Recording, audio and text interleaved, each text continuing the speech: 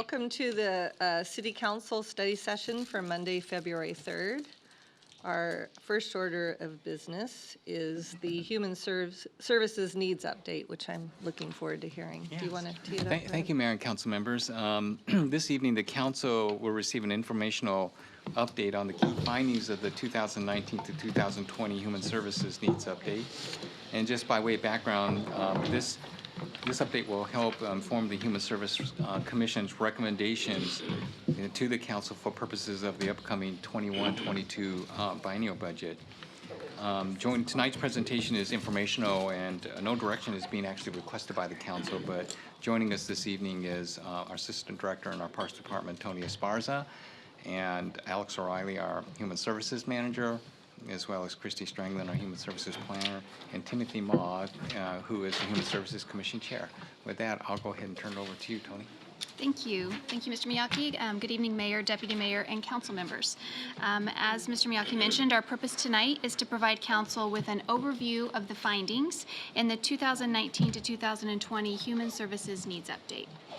In tonight's report, you will hear detail about the extensive quantitative and qualitative data gathering and analysis efforts that contribute to this report, including surveys in various forms, community conversations, and interviews with providers and clients.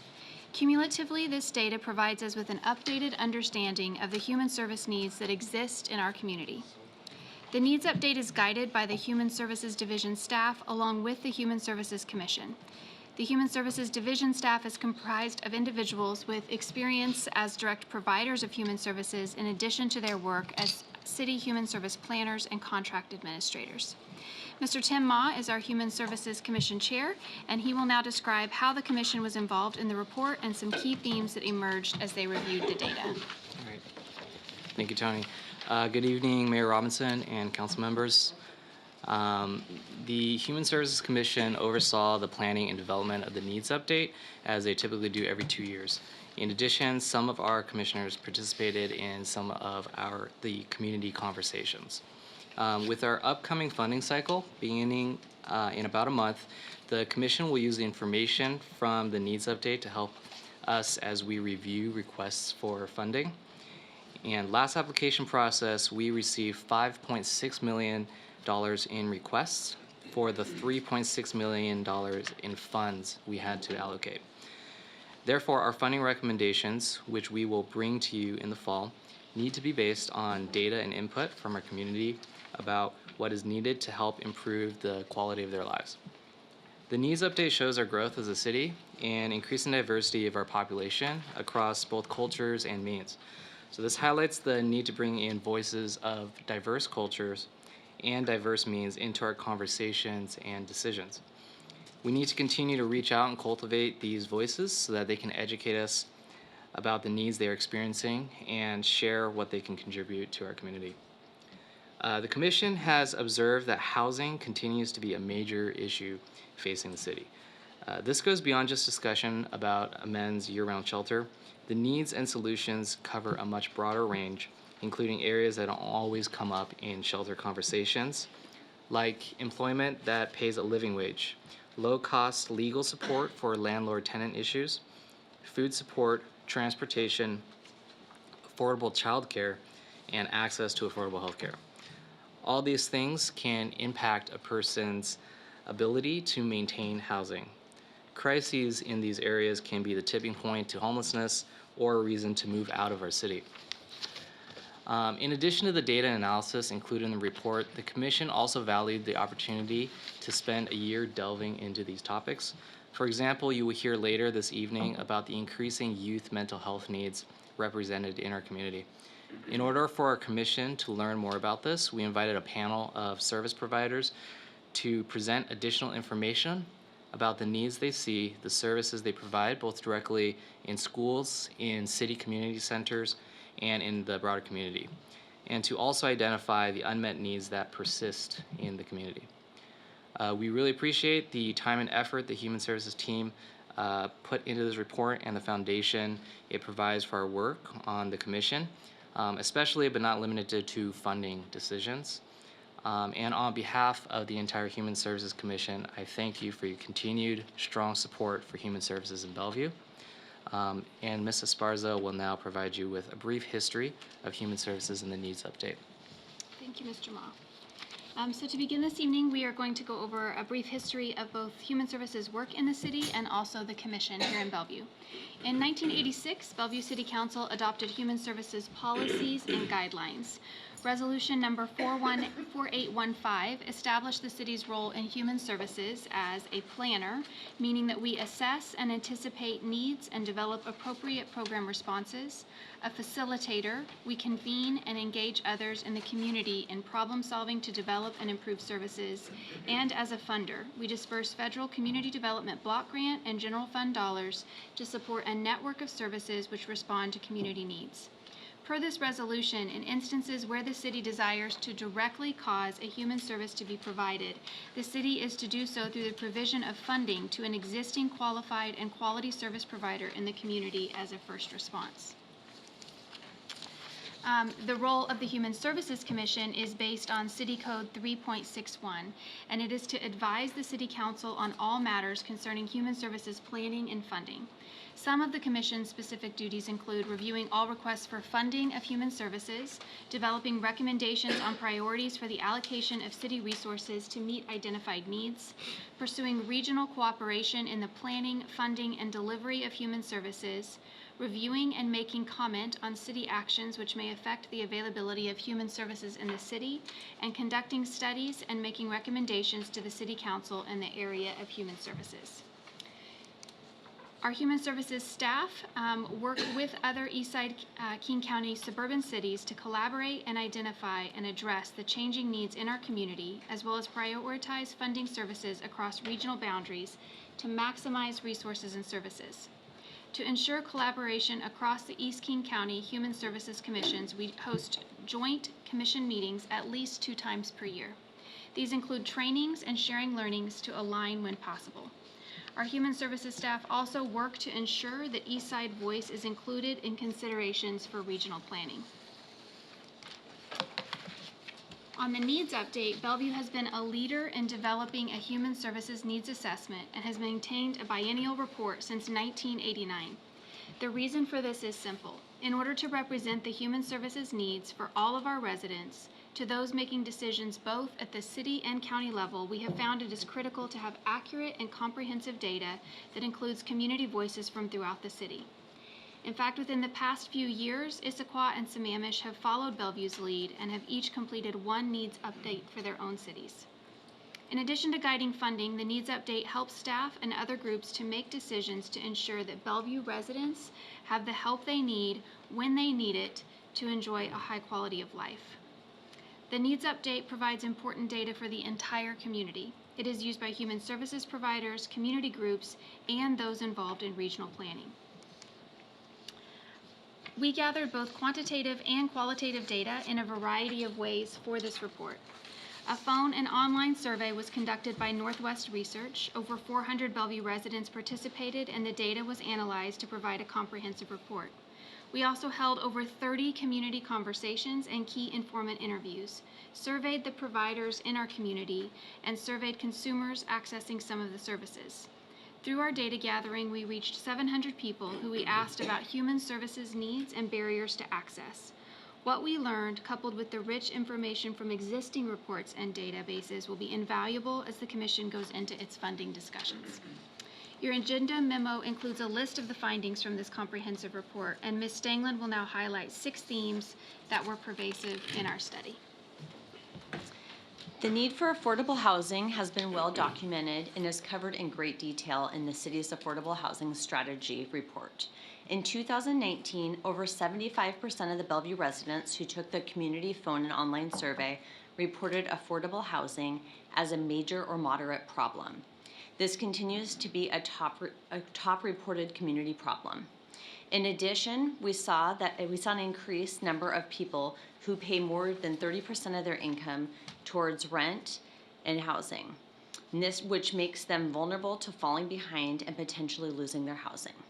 And 14% are paying over 50% or more of their income for housing. As shown here, the percentages are even higher for older adult renters. In June of 2019, the median rent in Bellevue was $2,838. The council adopted the city's affordable housing strategy in June of 2017 that set out over 20 specific actions designed to create affordable housing and provide new and expanded assistance for residents struggling to remain in Bellevue. The affordable housing strategy also set a goal of adding up to 2,500 affordable homes to Bellevue over the next 10 years. Since the adoption of the affordable housing strategy, Bellevue Council has substantially increased funding available to affordable housing, implemented new affordable housing incentives in Eastgate and downtown, adopted the multi-family tax exemption program to increase developer participation, and provided funding for new construction and preservation of affordable housing. Bellevue has achieved 474 affordable homes since adoption of the affordable housing strategy. The delivery of the affordable homes is expected to increase as all the actions are implemented and gather momentum. The city's human services funding aligns with the goals of the affordable housing strategy by providing funding to keep people in their homes and supplement the cost of other basic needs. In addition, the city is working through ARCH and regional efforts to invest in affordable housing around transit-oriented development. As the city invests in its affordable housing plan, Human Services Fund amplifies these investments by providing additional support to affordable housing providers and these providers who support other basic needs. A living wage is directly connected to the ability to keep up with increasing housing costs. In the phone and online survey, we saw a 4% increase from 2017 in the number of people that rated people having a job that do not pay enough money for basics as a major or moderate community problem. In both our community conversations and provider survey, they reported a decrease in the number of middle-income job opportunities, making it harder for people in low incomes to access better jobs. There are more low-income job opportunities, but they come with financial instability, dependence on public support, and often limited opportunity to obtain training to increase skills. When data was gathered for this report, the minimum wage was $12 an hour. With this wage, a single parent with 2 children living in Bellevue would need to work 89 hours a week to be self-sufficient. A minimum wage did increase on January 1st to $13.50, but earning at this level still faces a significant challenge. As you heard last week, the Economic Development Plan update will have workforce strategies designed to help support and grow local businesses that could help support increased job opportunities.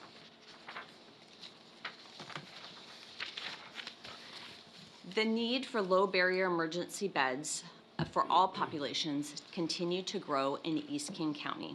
The data shown here is unduplicated numbers for 2018.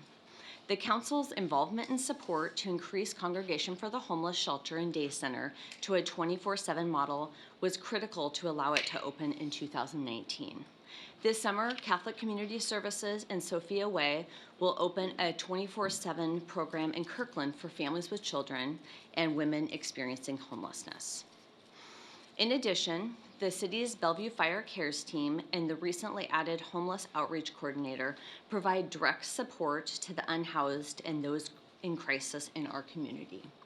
These teams are able to give our Human Services team current and frontline information on the experiences of our community residents.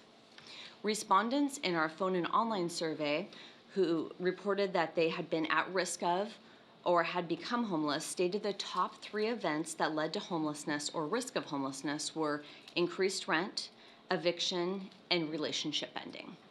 In the 2019 King County Point in Time Count survey, the top reported reason for losing housing were loss of job, drug and alcohol use, and eviction.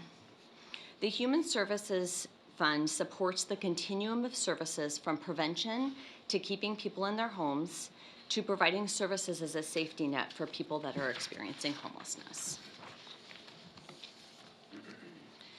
One of the indicators that homelessness is an issue in our community is data from our school district, on students who are eligible for McKinneyVento services, which have steadily increased over the past 10 years, as you can see here. The McKinney-Vento Act provides federal funds for students experiencing homelessness to allow them to continue to attend the same school by providing transportation, counseling, and other services. McKinney-Vento's definition of homelessness includes people sleeping on the streets, in shelters or cars, in a place not meant for habitation, doubled up, or couch surfing. As you can see, there is a continued need for support for homeless students in our community.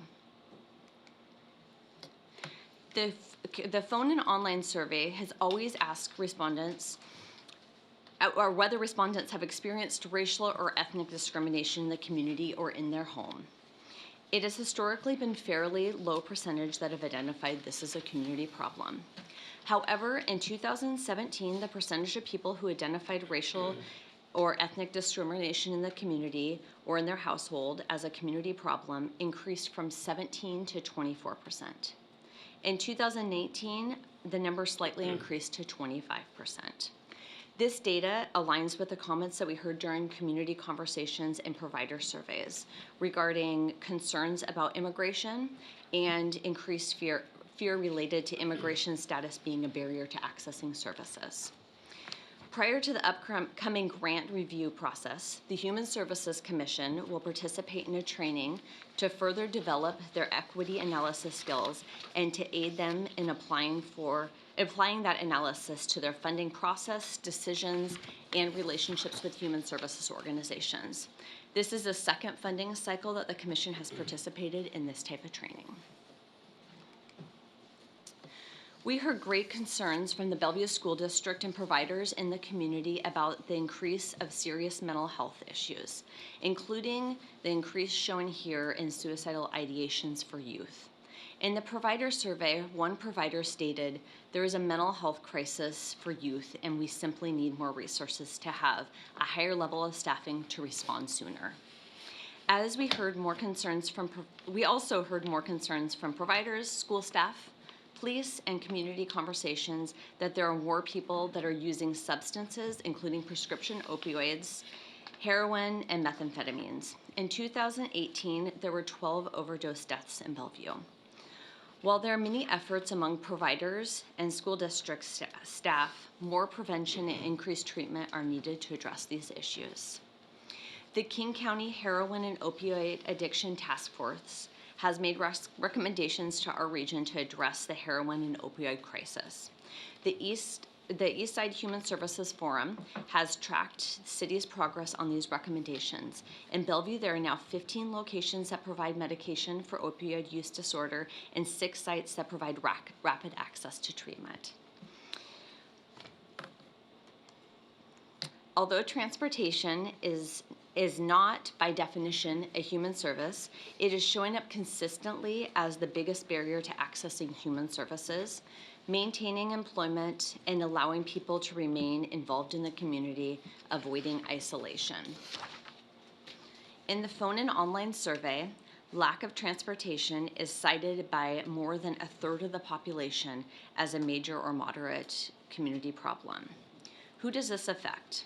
The biggest populations are older adults who can no longer drive, low-income people who work odd shifts or can't afford public transportation, people with disabilities who don't qualify for access van but have trouble taking the bus, and youth who need to get a job or services. In closing, the Commission will continue to discuss the implications of the report on the services that are critical to the funds for the community. In addition to streamline information across plans and documents, our team will continue to solicit and share data with others in the city and region, including the city's demographer, economic development team, the community's development neighborhood team and their mini city hall team, affordable housing planners, and our diversity advantage team. As mentioned earlier, the agencies will be applying to us for funding in March. After the applications are due in early April, the Commission will read and thoroughly consider each application, which is usually over 100. The Commission will bring their recommendations for funding to Council in fall of 2020. We'll be happy to answer any questions.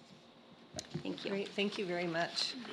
So Deputy Mayor Neuenhuis is the new liaison, but I don't believe he's been to a meeting yet. And I have not. I am the past liaison, so I can say that I have witnessed this process, and it is really an amazing tool that is used in so many different venues throughout the city and in the region.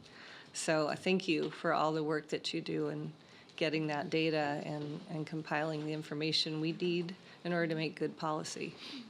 So does anybody have some comments or questions? Councilmember Zahn. Yeah, I really appreciate the fact that we go through this human needs assessment so we can better understand not just this particular point in time, but really the trend of what's happening. Are we improving in areas? Are we getting worse in areas? And what I heard you say is that other neighboring cities are also doing the same thing. So we're creating a regional impact with leading the way. So I think that's really helpful. I was thinking about some of the things that you highlighted, both in terms of the challenges with our aging population and the severe cost burden versus just cost burden. And my sense is that it's only going to continue to be exacerbated by our tax base and aging in place and the health issues. I was also thinking about your mental health piece because it seems like that continues to be an area of concern.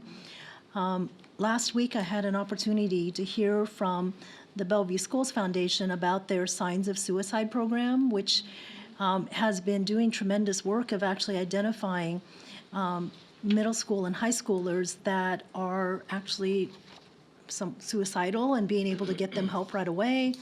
And yet what I was hearing is that that is not a program that's readily available in other school districts. So those are the kind of things that when I think about Bellevue, we lead the way in so many of these areas. I guess my question would be, as you think about then the next cycle, will we actually get some information about, as the need increases, what level of grant funding we might need to have as a pool? And are there some other areas that are surprising to you that we're going to want to put some more attention to? You know, I think the opioid is another one where it seems like we are seeing more opioid deaths, vaping. There's lots of things for our students to be concerned about. So. I can speak briefly, and then you guys can add if you like. But I think, as Mr. Ma shared, the demand is greater than the need, and the council has done a great job of assessing that and giving us direction on how to proceed. And so, as we go into this next session, it does just underscore the importance of data for us to be able to balance generous but a finite amount of funds against what the needs are. And I've only sat through the process one time compared to the mayor's many, and several of you were many times doing it. But the thoughtfulness that the commission goes through in evaluating needs and hearing from the community and balancing the number of Bellevue residents that will actually be touched by the funding when they make those decisions is a very critical and thoughtful process. And then also looking for additional partners that would be able to either help with providing those services or funding as well. Is that That part is of our something work? that the commission considers, is whether or not the nonprofits that apply to us have done work in the community to develop partnerships and to leverage the dollars that they receive from the city. Yes. Okay, great. Lots to do. Thanks. Councilmember Stokes. Yeah, I agree with what my colleague has said. And on this funding, I'm glad you brought that up because I think we're going to have to really work on this a lot more. I mean, we get, certainly have said we want to have an emphasis on it, but as the data shows, it's not getting any better. And one of the things I've been interested in, both here and with Arts Commission, is our model of having the commissions focusing on a particular bucket of money they come up with and grants in that type in terms of where most of the focus is. And that's good. I mean, it's a positive thing to do, but it's never enough. And I'm interested in seeing a better connection with all the other work that's done and funding that's done in human services and all these things. I mean, we're doing stuff in housing and affordable housing and homelessness and other issues that the commission really is not involved in. These grants they're connected, but they're really not always focused on it. And I'd like to see that, as well as in the Arts Commission, a more holistic approach to this, because I understand why when it got started, but we tend to have things in our buckets, in our little groups, and we focus on that. And I think we're at a point now where things need to be done quicker. There's more demand, it's more complex, and I think it's time to take a look at that and see how we can, the council, staff, and commissions working together can improve on that, because we're going to have to. So thank you for all the work. Thank you. Councilmember Barksdale. All right. Thank you for the work that you're doing and collecting the data. You know, I'm a fan and appreciate having that lens on the community. I was curious in terms of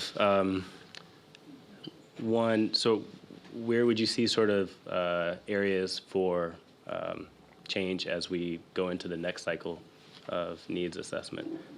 And then I have a follow-on question after that.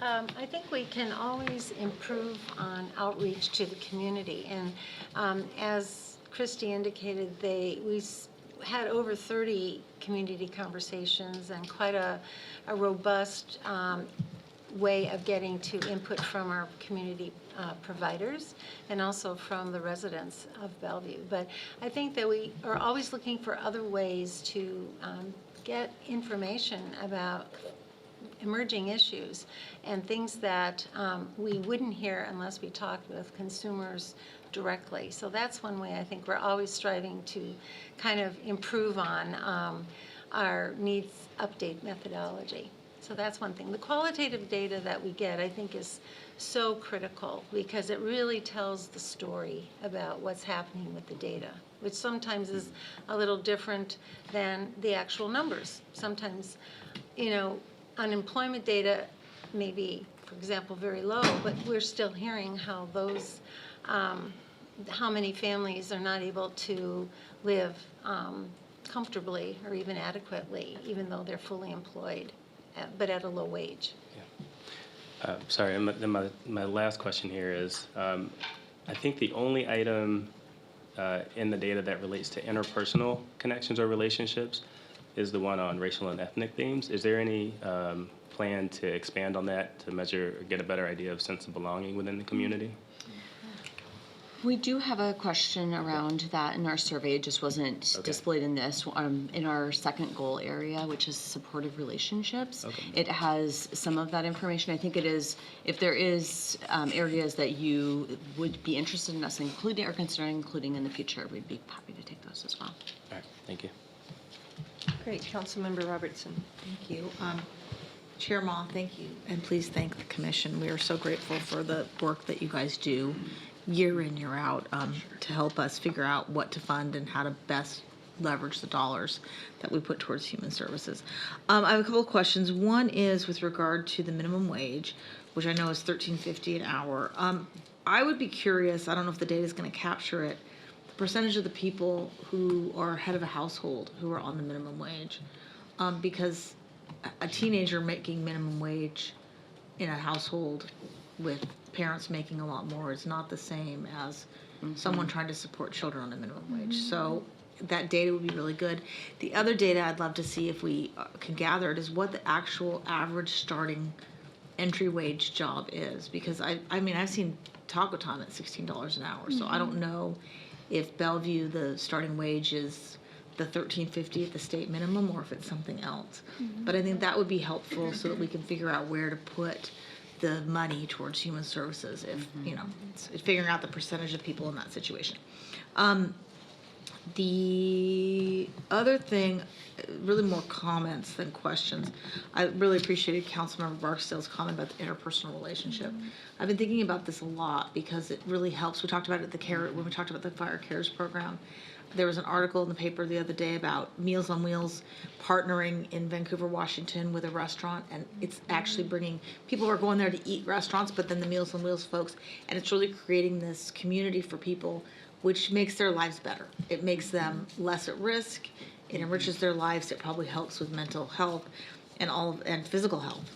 Loneliness is a killer. So I'd love to see more on that, particularly as we start looking at what we're going to fund.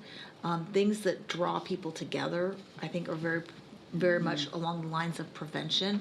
And I know this council has often talked about, we want to help people who are experiencing homelessness, but even more importantly, we want to make sure that we can prevent people from falling into those problems, people from falling into the mental health where it becomes a crisis. And so programs that help with prevention, whether it's creating interpersonal relationships, knowing when someone is potentially facing eviction or having their utilities cut off, where we can get in and help them. Those kind of programs would be really excellent. 2 more comments. Affordable housing strategy, it'd be great to see how we can leverage some of the human services funding with the city's affordable housing strategy, how those can work better together to create more units. And finally, translation I know is really critical because we have so many people who don't speak English as a first language. I know the city has translation technology. I hope that we are really looking at the providers who are applying for grants from us on making sure that they can communicate with people who may need their services, whether it's the translation technology or having translators on staff. I think that that's a really important thing, and it's going to continue to be important in Bellevue for the many years ahead. Thanks a lot. Great. Councilmember Lee. Thank you. Chairman Ma, thank you so much for you and your commissioners for doing this. Of all the commissions that we have in the city, this is probably the toughest one to be on. And I feel sorry for you guys. And in a way, it's a commission. It's the responsibility the city council it feels is too big to handle. It's we know. You start out with saying you have so much bigger needs than your money is. We can't provide all the money for the needs, and it's growing. The gap is getting bigger and bigger, and so we can't take the time to study everything. And ultimately, when you distribute your funds, you're going to leave out a bunch of people. And how do you make the choices? It's a very tough choice that you are making. And so we appreciate the choices you're making. And the council, are smart enough, don't want to make those choices. So we let you make the choice. So that's what we're good at.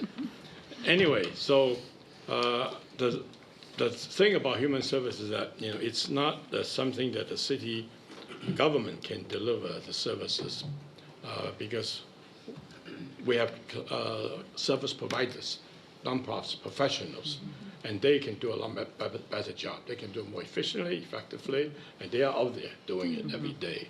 And so I think it makes sense that we help them, we facilitate, we provide technical assistance, whatever we can do, such as data and all that stuff we can gather to make sure that the decision that you're making is going to be easier, and hopefully it will be. Doesn't matter whether it's better or not. I'm not even going to say that because the need is so big. Whatever you do is already, it's not enough anyway. So really, better or not, it really doesn't make that much a difference. You are just touching the surface. So I think we need to really be able to expand it. So really come down to how we can provide you the resources to do the things that we can do. And you have very limited resources. We have a city budget that's $800 million a year, and you are getting what, $5 million? 3.6 million. Yeah, every 2 years. That was an annual basis. So it's not much. And we spend lots of money in physical infrastructures. We do a road, we do a whatever, CIP the city does. Every year, it's in hundreds of millions of dollars. Every year is, $30, $50 million. So by comparison. But we also, I recognize, I think most people do, human infrastructures is more important than sometimes physical infrastructure. and we have lots of money. We dedicate money every year. This is physical CIP. But there's no CIP for human services. You come to us because people are asking for it. And every 2 years, you beg us, and we say, oh, we'll give you a little bit. That's not how we treat our human beings, our human infrastructures. So I'm hoping that the council will really consider eventually, yeah, I've been talking to us for a long time. We need to provide some more stable human service capital. Councilmember Lee, Investment. to be clear, we do have a human services fund that we do budget every year. I know, but it's nothing like So CIP. it's probably not enough. Nothing like CIP. And and we talk about it. It's not something we plan for, long term, 7 years, 9 years, 10 years, whatever it needs to be. You cannot count on. You have to come to us to ask for every year, every 2 years. Okay, so I think this is important. But on a specific, so this is a bigger picture, something the council need to talk about, the community need to talk about. But more specific, I think, out of all the things you presented, the one thing that's stuck up to me is youth mental needs. That's very important. Young people is our future. And we know, as you have later indicated from the school, young people are having a lot of challenges. The pressure they have is amazing. Pressure from the society, pressure from families, pressure from a lot of situations. I need to go over it. You guys know it all. And so I think that is something that really needs some attention. And so if I can lobby, make to my 2 cents worth, I hope you get that. Thank you. Thank you. Deputy Mayor Newhouse. Thank you. Chairman, look forward to working with you and the entire commission here as a new liaison to the Human Services Commission, and all the great work that staff is doing on this important issue as well. Thank you. To echo Councilmember Stokes' comments earlier, it does concern me that we might be falling behind a bit and not funding this as much, and that's why previously I've said that we should look at increasing our Human Services Fund to about 2% of our total budget. Right now it's about 1.5. It's, as Councilmember Lee said, we might never have enough to fund everything, but then again, I do see a need to increase it. A couple of questions for you. First one being on the BSD students. We saw a pretty significant drop in 2017, 2018, and then it shot right back up to close to 300 students. Do you have anything that accounts for that? Just looking a little more detail behind the numbers here. Do you know what caused that by chance, or are you unable at this point to decipher that data? I don't know the answer. Do you I know that think from the what, last? I don't have the answer for you, but we can work with the McKinneyVento staff at the school and see what their perception is of why that changed. I'd really like to know that. That'd be great. Thank you. Especially, to double on Councilmember Lee's comments on that. Youth is our future, and we'd like to know why that is. And then also on the affordable housing, and you listed this one first. I'm assuming that was the issue that came up most repeatedly. Okay. And I noticed that domestic violence and connecting our veterans to services was in our packet but didn't make it into your presentation. Is there a reason for that? Is it just didn't have as much traction as some of these other issues? Everything's really important, and because we only had a limited amount of time, Okay. we did just pick the 6 themes that rose to That the rose to the top. top? Okay. But those are included with a lot of detail in the Gotcha. report.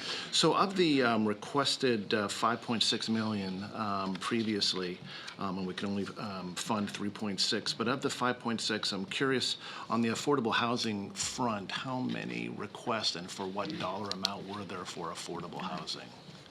Is that something you have offhand? Not now? offhand, but we can Okay, get that. I'd like to know. I'd like to know that, please, as well, especially as we look at what we're going to do this following year. Thank you. Chair Ma, thank you for your presentation and all the work you've done on the commission. And thank you, Christy, for all the work you did, and Alex from that dashboard. I know you got that for the Eastside Human Service Forum presentation. It was very powerful to see, so appreciate that. So I have a question, but first I will say I completely agree with Councilmember Robertson on prevention. They say that the average cost to keep somebody housed is a one-time payment of $300, and to rehouse is about $1 million from the time someone's homeless to stably housed again. So obviously, it's more reasonable to try to keep people housed. And I do agree with Councilmember Lee, and I'm excited to hear everybody's support for increasing the budget, and that's going to be a good discussion when that comes up. So my question is, long ago it was the Eastside Human Service Needs Update, and now it's just the needs update. How much of the full East Side are we looking at? Is it more Bellevue specific now, or are the other East Side cities doing their own needs update, or? Yeah, I guess what I would say is that we have typically had it, well, as Christy mentioned, for years we've had it, the kind of the corner on doing a needs update. And only recently did several East Side cities begin doing it themselves. But we've always tried to include Eastside data in some of the chapters. For example, in our community profile, we often have our data divided into what might be happening on the East Side. So, and actually, we've had several conversations with other East Side cities, even this last year, about how we might do a actual, each of us have a need for our own human services needs update, but how we might be able to put together one that captured more of the total East Side regional data. So that those conversations have happened, and we hope we will continue with those. Okay, and when do we see the hard copy of this? So it should be available to go down to print either later this week or early next week. Wonderful. Okay, thank you. Any other comments or questions? Thank you so much. Thank you. Okay, next we get to hear about a Grand Connection public art installation. Thank you, Mayor and council members. That's right. Tonight you're going to hear about the Grand Connection public art installation on the downtown park in the Northeast Gateway. This evening, this is our informational briefing on the artwork installation itself on the corner of the downtown park. Both the Park Board and the Arts Commission were involved and have endorsed the design, which you'll hear about tonight. And with that kind of context setting, I'm going to go ahead and turn it over to Jessica Noodle. Referring to. Welcome. Good evening. Good evening, Mayor, Deputy Mayor, members of council, and thank you, City Manager Miyake, for that introduction. As the City Manager mentioned, tonight is an information-only session. We're very happy to be here tonight to be able to provide an update on a arts installation project along the Grand Connection that has been in development for a few years now. It is seen as an early implementation project for the Grand Connection and serves as a modern icon at the intersection of Bellevue Way, the Grand Connection, and Downtown Park, which is one of the most traveled intersections in the city, both by pedestrians and vehicles. So again, tonight's session is for information only, and with that, I will hand it over to Paul Manfredi, the Chair of the Arts Commission. Good evening. Thanks for having us. It's very nice to be here and to talk a little bit about this very exciting project. So it's something that we have been very enthusiastic about at the Arts Commission for quite a while now. How does we move? Just to the right. To the right. Okay, moving through this. So this will be just basically, as Jesse just mentioned, an update, kind of a status report. I'll give a little bit of the policy background, a few words about its connection to the Grand Connection, some description of the selection process, design process, and then hand it back over to Jesse, who's going to talk a little bit about the particulars of next steps, and then open it up for questions from you guys. So. To begin with the policy background, so in 2015, the council approved the Grand Connection Framework Plan and an Arts and Culture Plan. So these involved bold strategic public art investments in the core of downtown. In 2017, I gather that such plans were approved and adopted, and then in addition to that, the council voiced support for the Destination Development Plan, And also in conjunction with the downtown livability plan, there were some revisions to policy and land use codes. Amendments were enacted. And so those had multiple applications, I think, but one of them was an increase in policy support for the expansion of Bellevue's public art collection, specifically downtown. And so that brings us to, well, maybe just a few words about the Grand Connection itself. I'm sure this is a project that is familiar to everybody, but it's worth, I think its importance is worth pausing over for a moment. And then I'll say a little bit more about how this particular piece of public art, I think, is really indicative, representative of how public art and the Grand Connection should relate in the view of the Arts Commission. So the Grand Connection, once again, I think just to quote from its own mission statement succinctly, is something that brings together people and places from the Bay to the East Rail, I gather. And in that case, the bay in question is Maidenbower Bay Park. And the East Rail is part of this East Rail corridor, which is in and of itself, of course, a very exciting project that will be perhaps definitive for the future of Bellevue, at least in that region, and coming online in the next couple of years. And so that's a very exciting entity. And then with Maidenbower Bay Park, if you think of a sort of bookended situation, what we're talking about this evening is sort of the center of those two bookends. So the downtown park, and specifically the northeast corner of the downtown park. That is the location for the first public artwork that is, in essence, the first iteration or the first development, first major development in the Grand Connection itself. So though we are talking about just a single piece of public art, we're talking about one that is particularly significant, I think, in the development of the entire downtown area and the Grand Connection vision.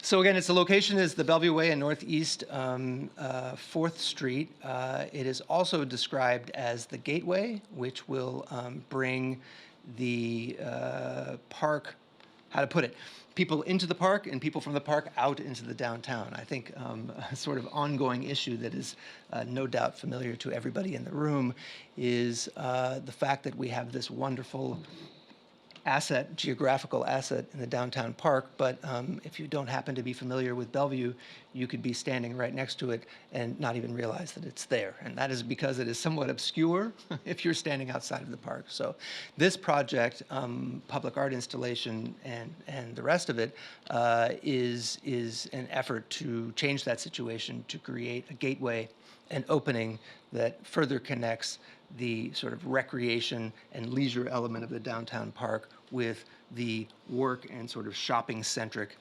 downtown core.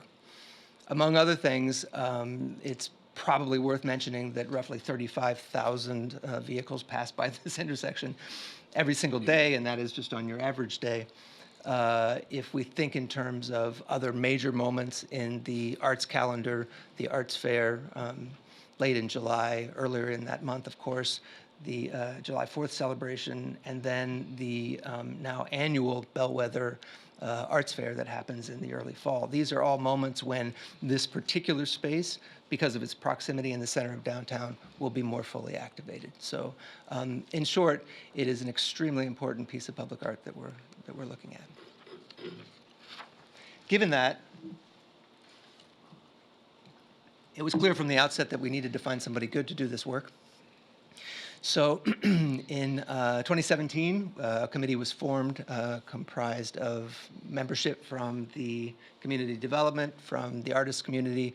We had people from the University of Washington, Seattle Asian Art Museum curator was there, Ben Hayward was there, obviously members from the Arts Commission, and perhaps most importantly, we had members from the parks, and their role in this whole project has been central and extremely important throughout. So it was an uncommonly, let's say, cross-city operation, not just within the arts program, but with much broader impact from the get-go. The call was issued in October 2017, within less than a month, 98 submissions were received. You might have the sense already that I was part of this particular panel. I would describe it as contentious is a strong word, but let's say it was probably one of the most passionate artist panel selection processes I'd ever been involved with. And I don't think that that was really the complexion of the panel itself. It was really more the shared sense that we all had that this was an important project and we needed to do a good job. So by late 2017, the review took place, and then by January 2018, we had selected Mark Fornes, the Very Many, as the artist to create the artwork. So Mark Fornes is, well, his or their company, The Very Many, is located in Manhattan, I believe, in New York at any rate. He's an artist and an architect, and he has very sort of a signature style. The combination and the particular use of volume of color, of light, and maybe most particularly shadow is quite distinctive, easily recognizable, and he has installations all over the world, from East Asia, many cities in Europe, and then all throughout the United States. And it was for these reasons, this kind of dynamic, captivating, and very inviting quality, I believe that he was selected once again to put a piece on the edge of the downtown park that would serve to draw people in and then further facilitate movement through the space.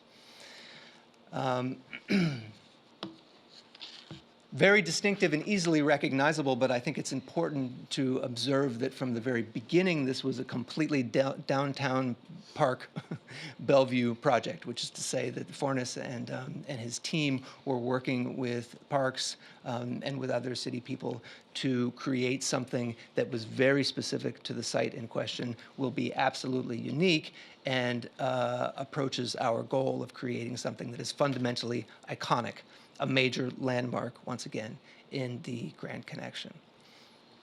So he worked for a while and produced some designs that were submitted in June 2019. They were reviewed and then approved by the Arts Commission in 2019, and then since that time, I believe contract negotiations have been in development. Here, I gather we are all looking at the same thing. So you have an image looking towards Northeast 4th Street from inside the park. There you get a sense of the scale and the location, I suppose. Here is a little bit closer view so that you have more of a sense of how light and shadow will be working to activate the colors and the shapes that are part of the artwork. And then another from the other angle, you can see coming in from the corner of Bellevue Way and 4th, how this space will relate to the downtown park, specifically in terms of the way we anticipate people will move through the space, and maybe most importantly, linger in the space and exchange and have some kind of a community experience.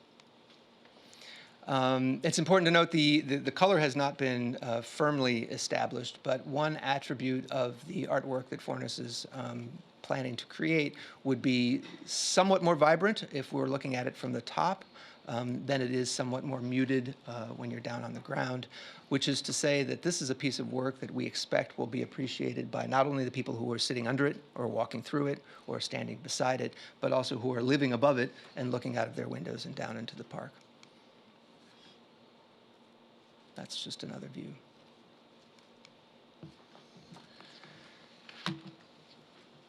So in sort of conclusion, and thinking back to an importantly related document, which was something that was created a long time ago called the Cultural Compass, we observed and basically made the goal of having Bellevue become the cultural hub of the entire East Side. That remains a work in progress. But if we think about the downtown park as being the center, then this particular artwork, I think, could be accurately described as the center of the center. And once again, it is our first opportunity to activate the Grand Connection, which is something that we've been talking about for a while and has been in the planning stages, and now with this particular project can start to begin to move to fruition. And with that, the particulars. Thank you, Chairman Freddie. Members of council, as the commissioner mentioned, the next steps for this art piece are, now that it's been endorsed by the Arts Commission and the Parks Board, is to come back to staff for technical implementation. We are working to finalize the contract with the Very Many for the fabrication and installation of the art piece, which would happen in tandem with the construction of the Downtown Park Gateway, meaning that this piece will start to rise in around Q4 of this year and be largely completed in the April-May timeframe. Then hoping for the grand opening to have the artists come in and have a community discussion about the piece and the importance of art and the design for Bellevue. And so we will be back to council with a contract for the fabrication and installation of the artwork in February or in early March once we finish the negotiations. Mark Thornes and his company are very shrewd negotiators, so we're working very diligently to get that wrapped up. Great. Well, thank you. Thank you, Chair Manfredi. Sorry, you're not done. Oh, the last slide is just information only. No direction is sought tonight. Okay. But we open up for questions and feedback. Okay, thank you. So, Councilmember Stokes, you're the liaison to the Arts Commission. You're probably very involved in this. Yeah, thank you very much. It's really great to see this. It's interesting how time flies. I mean, it just seems like, what, a couple of weeks ago we were having these conversations. This is, I think it's very exciting, and to have this as the piece to start the whole Grand Connection is amazing. And that corner, one of the things we talked about was that corner was kind of where is this? And it needs something like this. And the fascinating thing is the Arts Commission is composed of, we're just like the other commissions, we get really good people and great conversations, a lot of ideas. And the thing about art, probably it takes more effort to get people to come together in art or probably anything else, even spending money, because everybody has a different vision in a sense. But I mean, art's in the eye of the beholder, but we went through a process, and it was fascinating to see the different types of things there. Remember the one with the lights and kind of going into a little enclave or something, and it was a very, very robust thing. We talked and had either in person or on Skype all of the people who were, all the artists involved, and so it's really exciting to see this, and I'm looking forward to this, and I think this will be a piece that will kick this off and really say to the community, to the world, we are going to do the Grand Connection, and this is a grand piece. And we talked a lot about how it fits, when it's not just, do you like it on looking at the model or looking at the artist's renderings, but what is it going to do? What does it feel like? What's it going to mean when you have this thing there on whatever is, the entrance? What's it going to do? And I think the fact that this person, is world-renowned and he has a certain style and all was one of the factors, but it was a very robust process, and I think, I personally think it's turned out to be great. I'm looking forward to it. And it's exciting to see you moving forward so fast. So that's great. Thank you very much. Tremendous work. Okay, Councilmember Barksdale. All right. So thank you for the work, and it's good to see the elements of the Grand Connection coming together. Yeah. Having served as co-chair for the Wilburton commercial area, I'm excited to see it all come to a head. Just curious, was there any discussion about having interactivity as part of the installation? You had mentioned bringing the community together, and something like some interactive element could help with really sparking that connection between people. Yeah, I would say generally, and some of his other work actually is a little bit lower to the ground. It has almost a jungle gym aspect to it, so it would be very appealing to children. I think in subsequent discussions, though, it was felt that that might be a little problematic in the central location where it is, and also something that would be more conducive to meeting, sort of reflecting, once again, having kind of lunches outside, that sort of thing, were more appealing. And so I think that was an element. Got it. And in terms of any sort of programming or what have you, has there been any thought about how to really activate that space once the installation is there? So from the staff perspective, that's definitely a consideration. As the chair mentioned, there is an opportunity to do small-scale activations, whether it's music, performance, but we have not begun that development of those programs yet. But we will work on that with in tandem with parks. Yeah, absolutely. So if you're coming in from Bellevue Way and Fourth, and the pieces, let's say where the screen is roughly, there is a space there that could very well be small musical performances or other kinds of impromptu stage activities that would fit very nicely there, I think. So that has been part of the idea from the beginning. Deputy Mayor Neuenhuis. Great presentation, thank you. Very exciting too.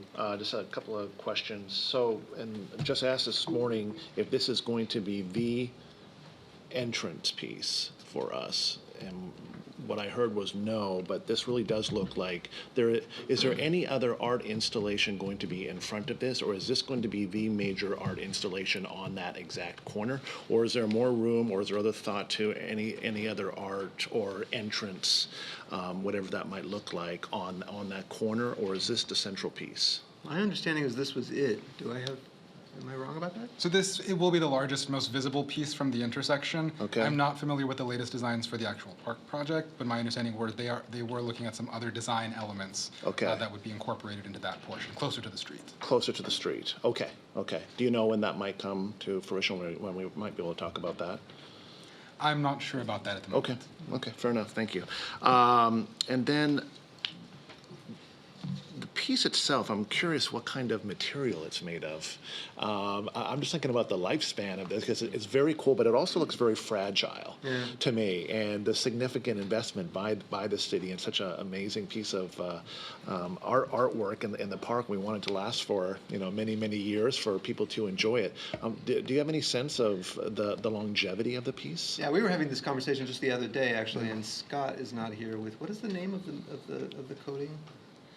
So the piece itself will be out of very durable, high-grade steel to make sure it's durable. Okay. And then it'll have a very thick, baked-on powder coating that is graffiti and scratch resistant. Oh, fantastic. So durability has definitely been a concept that we have thought about very intently with this piece. Okay, wonderful. That's great to hear. The whole issue of maintenance has been probably one of the most. I'm sure. Yeah, absolutely.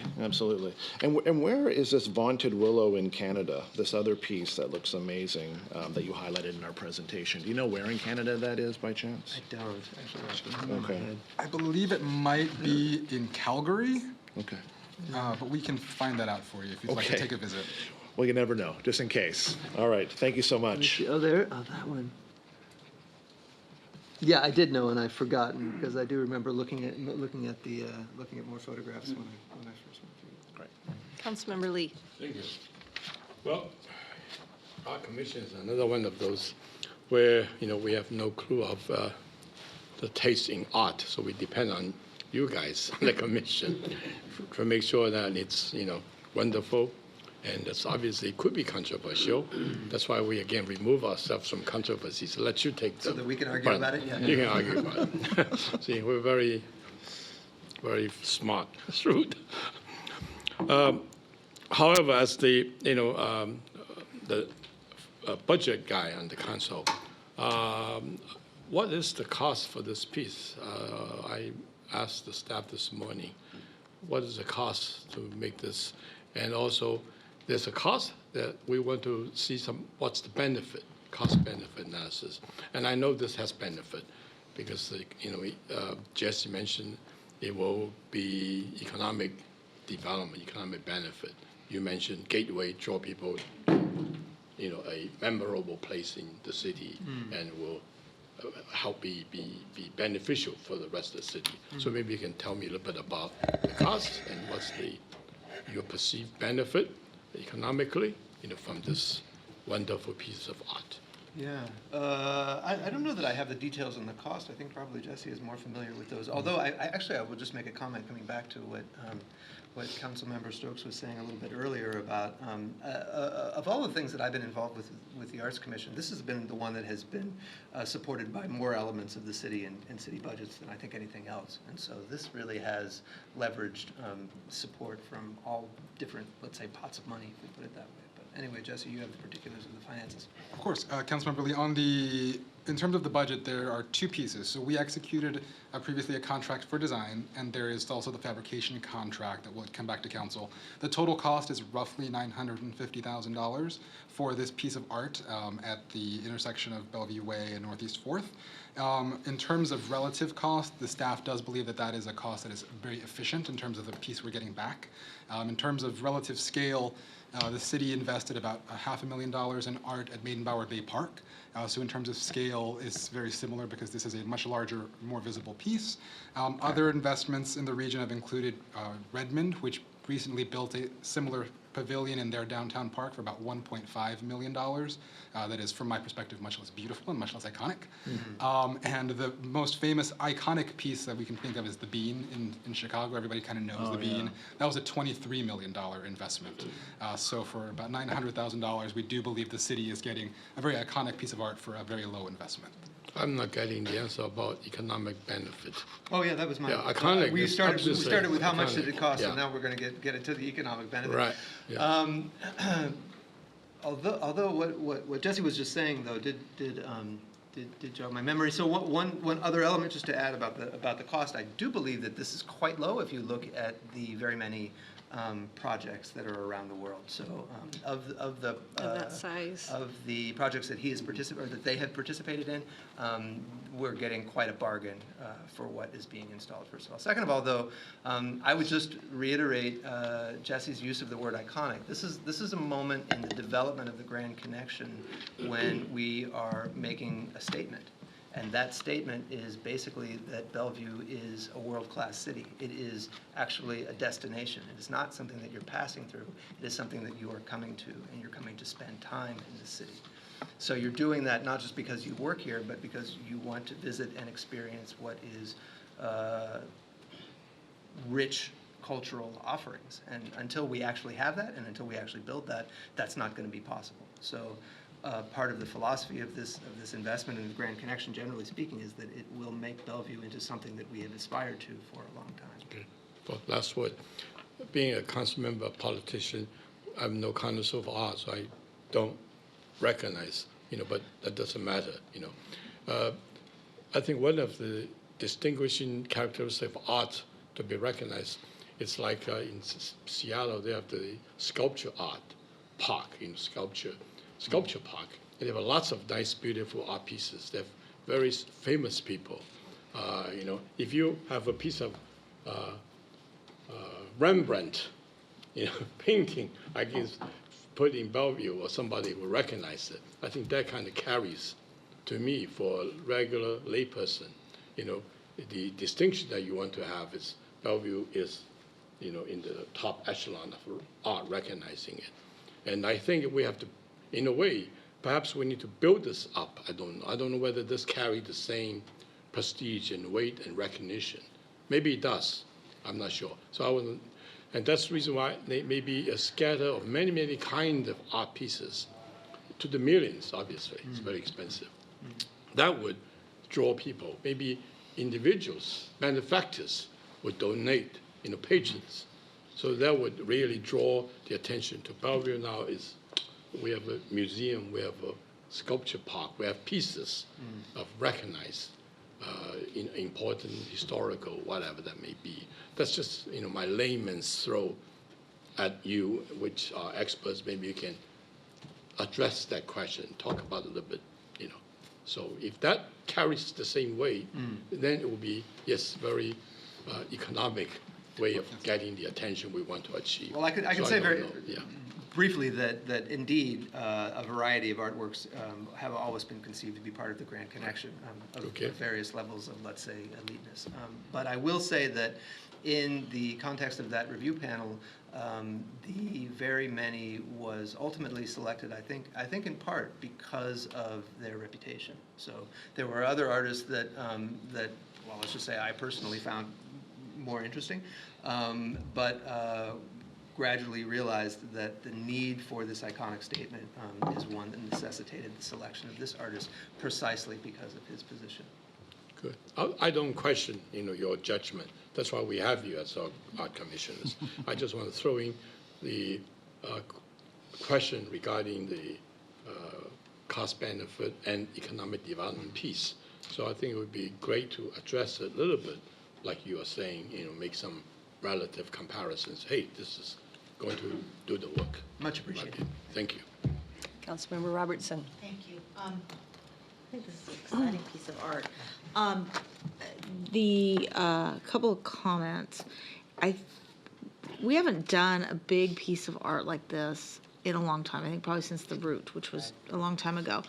I was surprised that this came onto our agenda when I hadn't really seen anything about it, and this artist was selected 2 years ago. So the next one of these we do, I would ask that we at least have an update of what's happening, so that if, for example, this was a piece of art we didn't like, which is not the case, there would be, before we're down to the short strokes on the contract, that council really should have been consulted.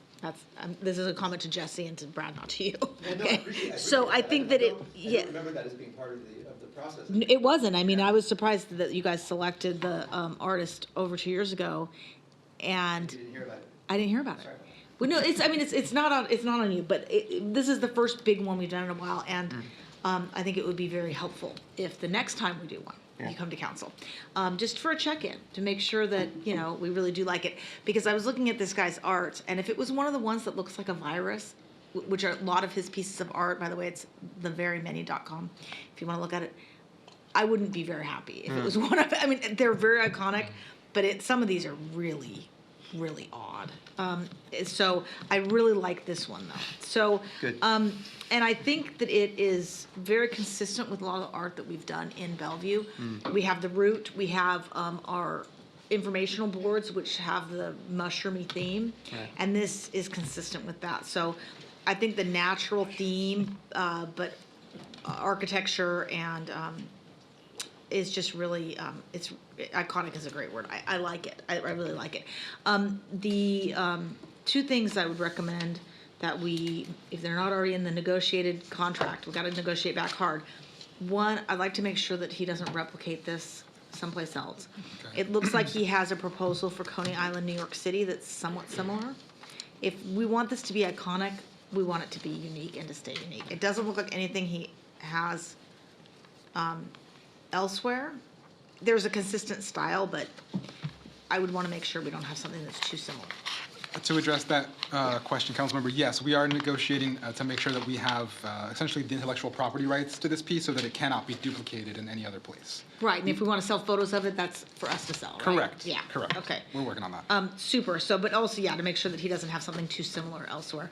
The color, I think we want to make sure that we have some reassurances and the ultimate authority on that, because if the color's still kind of up in the air, we don't want to have something that you, the expert in art, would find really not consistent with Bellevue's theme and the park entry. So it'd be good to have something like that in the contract. Two other comments. One is that's just bigger picture beyond this. Are we doing anything with Sound Transit and their art budget to make sure that their art installations will be consistent with, or maybe not consistent with, but harmonious with the other art throughout the city, the public art? Are we doing anything on that? So my understanding, and I'm not the art expert, our staff is on vacation, is yes, we've worked very closely with Sound Transit, including being on the selection panels for their art, to try and make it as consistent and with Bellevue's themes as possible. Okay. When we start knowing what their art is going to be, I would love to have have you guys come back and walk us through that. All right. Because it's important to the public, making sure that it's good.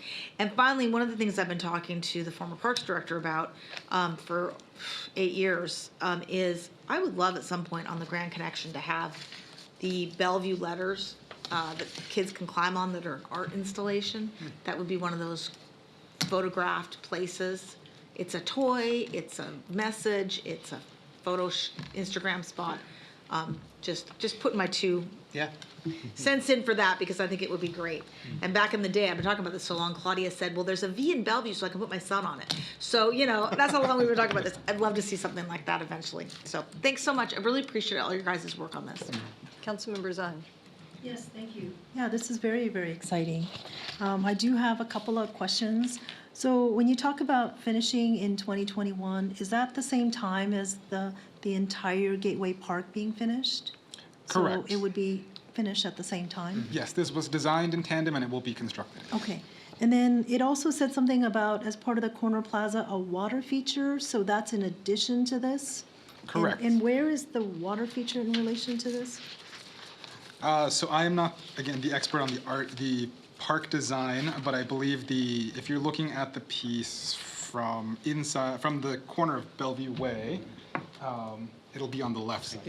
Okay, so I'm just wondering if you put back up the map. I was just curious about how this fits in with the rest of the features. We do have this one here that shows. So if you're standing on the corner of Bellevue Way Right there, okay. and Northeast 4th, there will be a water feature that abuts the, I guess, south side as you're entering in from the park. So it'll be adjacent to the Bellevue Rare Coins. It'll be a water wall that drops down and really complement the whole entry to the site. Okay. So on this image, it would be on the left side, because as you're looking in towards the park. So Yes, there's somebody that is sitting. correct. There's somebody sitting there on the left. It would be on the other side of that. Yes, that would be plan. correct. Okay. Well, I just wanted to really put that in perspective. And as I was listening to my fellow council members, I was struck by what are the goals of the Gateway Park and how does this art piece really complement that, which then goes to what kind of activations do we want? What kind of interactions do we want? What kind of programming do we want? And then making sure that if we do want to be able to have concerts or pop-ups, that we actually have in the design the infrastructure so that we have the sound system readily embedded within the plaza, so that things can happen much more quickly than running a bunch of cords and looking as though it was an afterthought, versus really intentionally saying that we're going to want to have good lighting, we're going to want to have good infrastructure to support if we were going to have music there, as one example. And then I was struck by, because I actually had the same thought as Councilmember Lee, that oftentimes when you see big kind of iconic pieces of art, it's an investment. We might have investors. They might want to get a placard with their name on it, and then as part of donations to this kind of a large piece of art that is really quite expensive. And so is that something that we do as a city, or do we normally just pay for these things ourselves? Because I think there's also that piece of feeling like our community has a stake in this art if there's an opportunity to invest in this art. So do we look at that? So to date, I believe all of our public art collection has been procured using city funds. We don't have a policy to go out and seek funding from private sources. So it seems like that might be one we might want to have a conversation about, whether we continue to do that, or if there's a way to leverage our dollars farther, especially if we might want to invest in other iconic pieces of art that's expensive. So just a thought there. I was also curious about when you talk about maintenance, because I'm envisioning that this piece does look like you want to have it look nice looking from above, but it might have some cleaning challenges on the top of this. And then it also looks like it's really also a canopy, right, for people sitting underneath, but I see holes. Yeah. So I'm envisioning that it rains a lot here, that it then becomes this interesting dribble effect, or is the openings actually covered so it actually serves a dual purpose of both being a piece of art and a canopy that for shelter?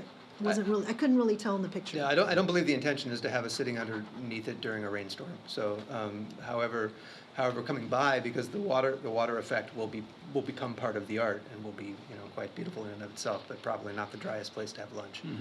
Okay. If that's the intention. Well, I was just wondering about it because it does Yeah. make it seem like it is part of a canopy, a really, really glamorous looking shelter, but Yeah. that isn't necessarily what this is intended to do. Yeah, and I don't think his works. I mean, his works are always, as I understand, porous to a degree, so the wind and light and water travel through them. So creating a roof was not the intention. Okay, so maybe for those engineers in our community, they may think that it's intended to be a canopy, yes, so you may just. Well, we'll see how that goes. But anyway, I think it's going to be a very wonderful addition to our park. I just think that as we move forward, the cost of these kinds of iconic art is one that we might want to figure out how to leverage partners. That's a really interesting idea. I don't recall it coming up on the Arts Commission, but I think it's worth discussing, certainly. Yeah, thank you. Well, may I say speak and then you can speak? I haven't had a chance yet to tell you how much I love it.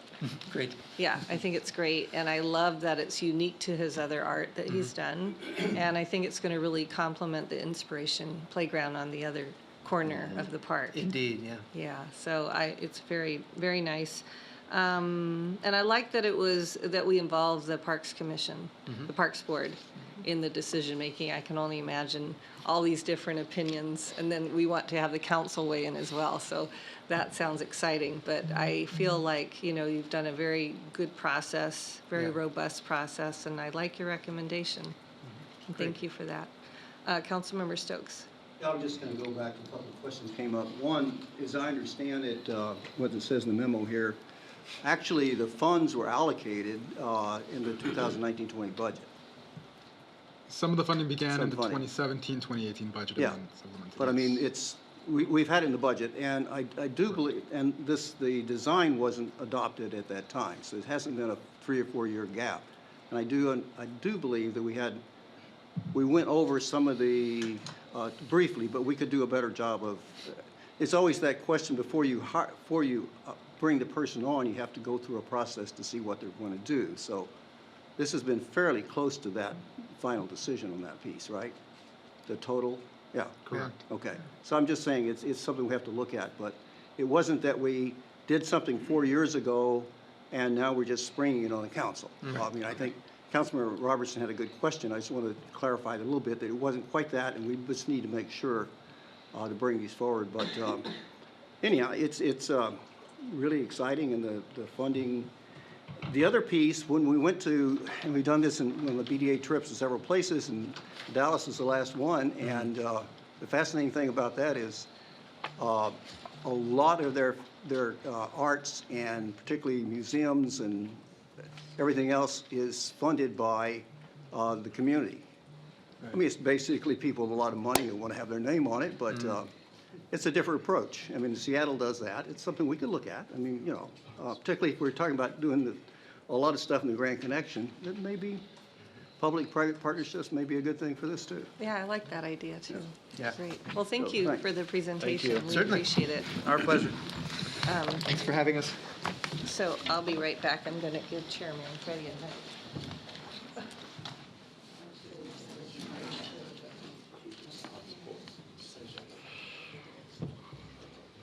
So I believe since we have some time, we can take something off our next meeting's agenda and do the city manager's report here.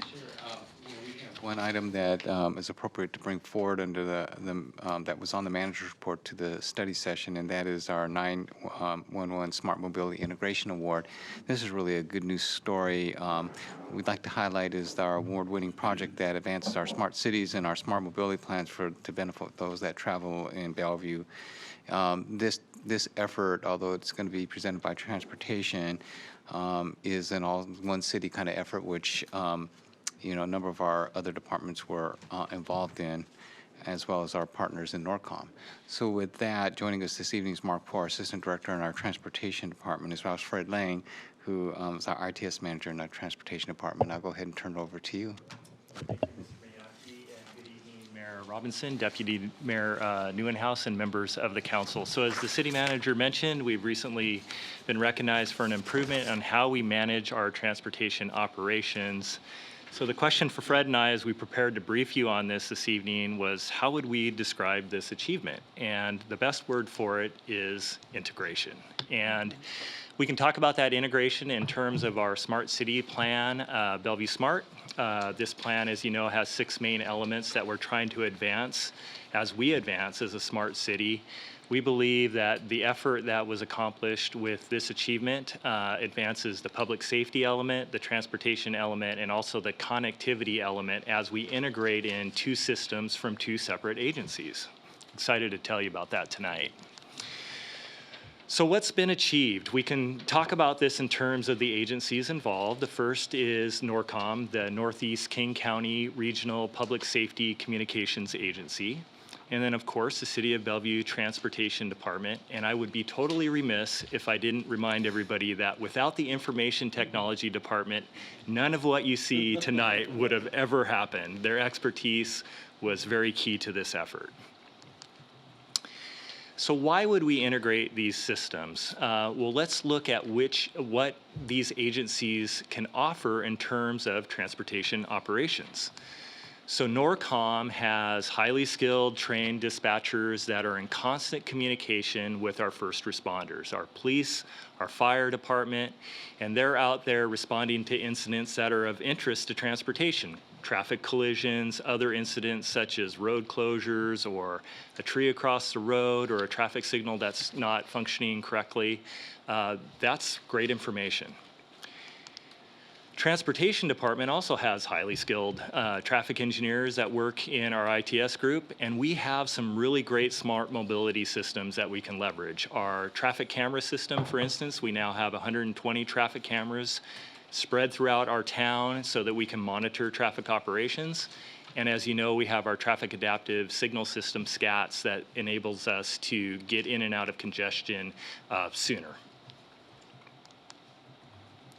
So again, on why integrate, we have to ask the question, would we like to have the information that our NORCOM dispatchers have over to our transportation folks in near real time? The answer to that is yes, we would love that. And before this project, really the only way that that occurred was by word of mouth, usually by picking up the telephone. And with 5 to 10 incidents or collisions happening a day, and with how busy NORCOM is and with how busy our traffic engineers are, that interaction just didn't really happen, or didn't happen nearly enough. So now, and what really this project did is it made it so that as soon as our 911 dispatcher puts that into their system, we're getting that same information at our traffic engineer's workstation, as you can see here on this slide. And that's really the achievement. So what's the benefit? As I mentioned, we now get collision and incident information in near real time. We're able to leverage our smart mobility systems to deal with those incidents.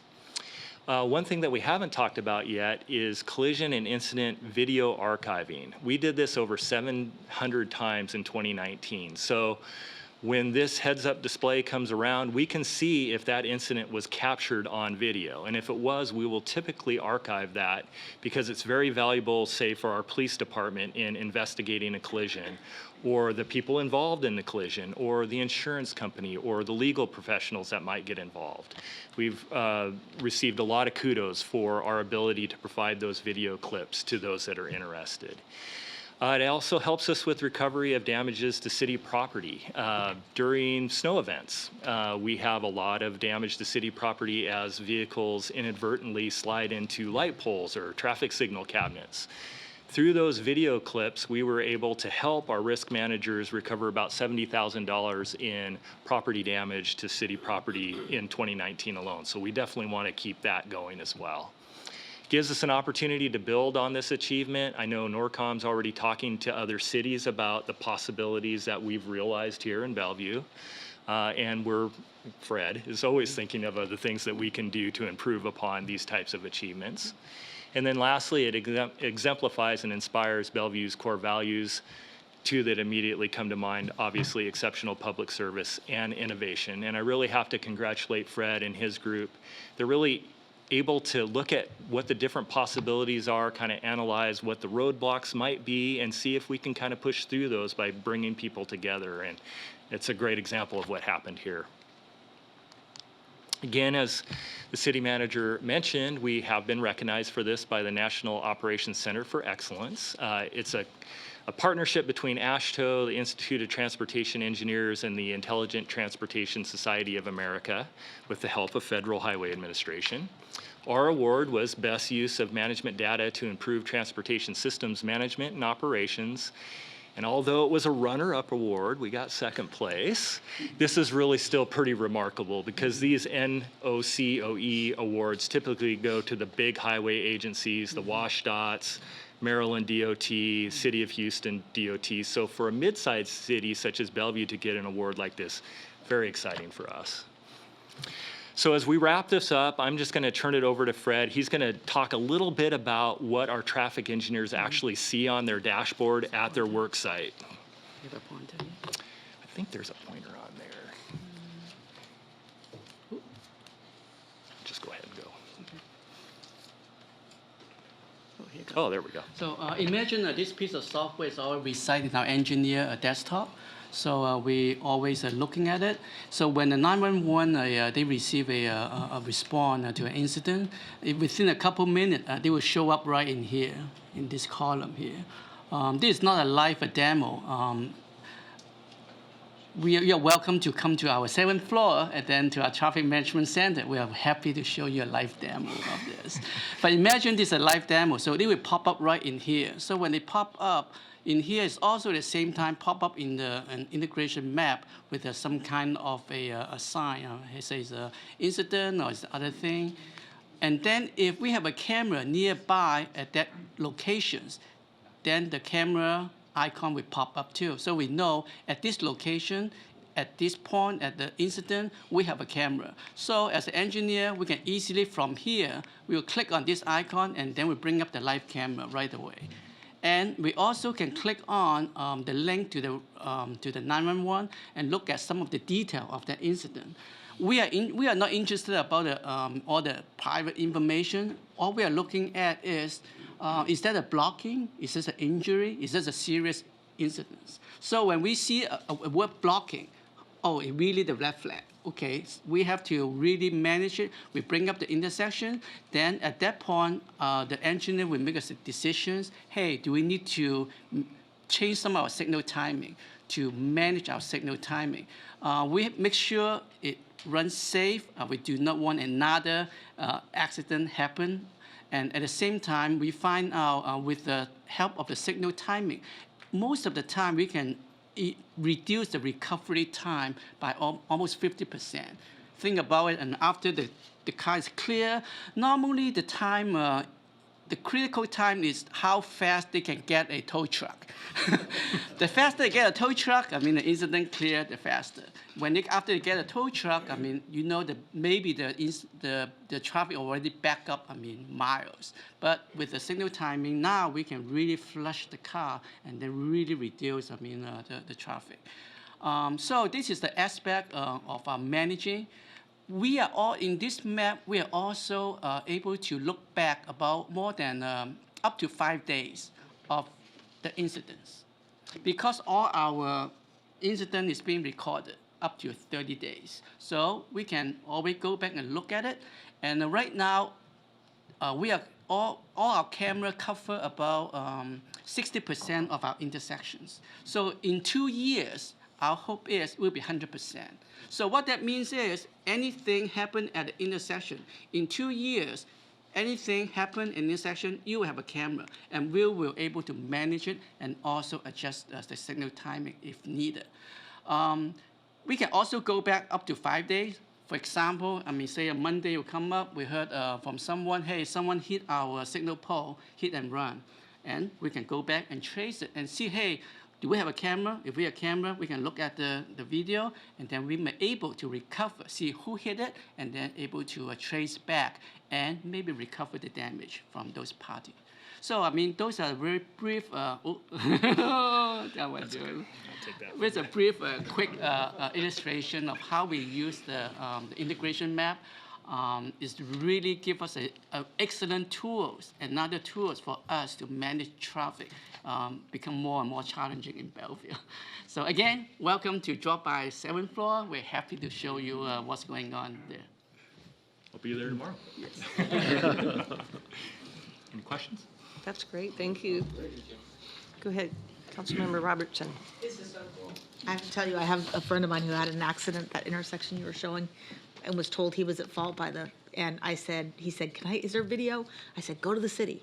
And he got it, and it clearly showed that he was not at fault. So, yay for that. Yay, it wasn't an injury accident, but it's really nice. It's a great service. I thought if he'd be lucky to get it, because when I was rear-ended, you guys used to not keep it. Right. And so, anyway, I think this is just awesome. Also, so one is the heaps of praise. This is just so tremendously great. The second is a question on whether we're taking the information that we're getting from, say we have the video of the accident, and we know that to tag it because we got the information from Norcom. Are we then feeding that into the data analytics works that Franz Lowenhertz is doing, where we're trying to figure out what intersections have more accidents or near misses?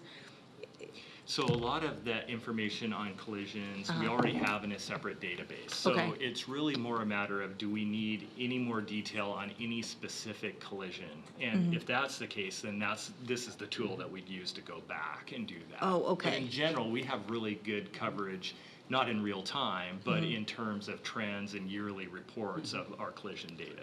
Because all of that is feeding in, and then this just is almost like the, what do you call it, the thing at the back of a research paper that's got all the detail. Yes. So that's what this would be if they wanted to go look at all of the video. This is the stuff that's happening before the collision report even gets done and into our database. Yeah. And the fact that you guys are flagging them as the accidents, do we have enough storage to store the 700 accidents a year? Yes, it takes a lot of storage, and then police and us be able to fund and to get more storage in order we can keep 30 days of recording for each camera. It's great that we're keeping 30 days, and then we can then pull stuff and save it for longer. We can save it for longer, exactly. Those clips I was talking about, they're actually stored for as long as we need them. Yeah, no, it's terrific. I just, you guys deserve to win first. I agree. And I'll respond to your question too. I mean, this is a big first step for us. I mean, this right now, it will be a great platform to build on.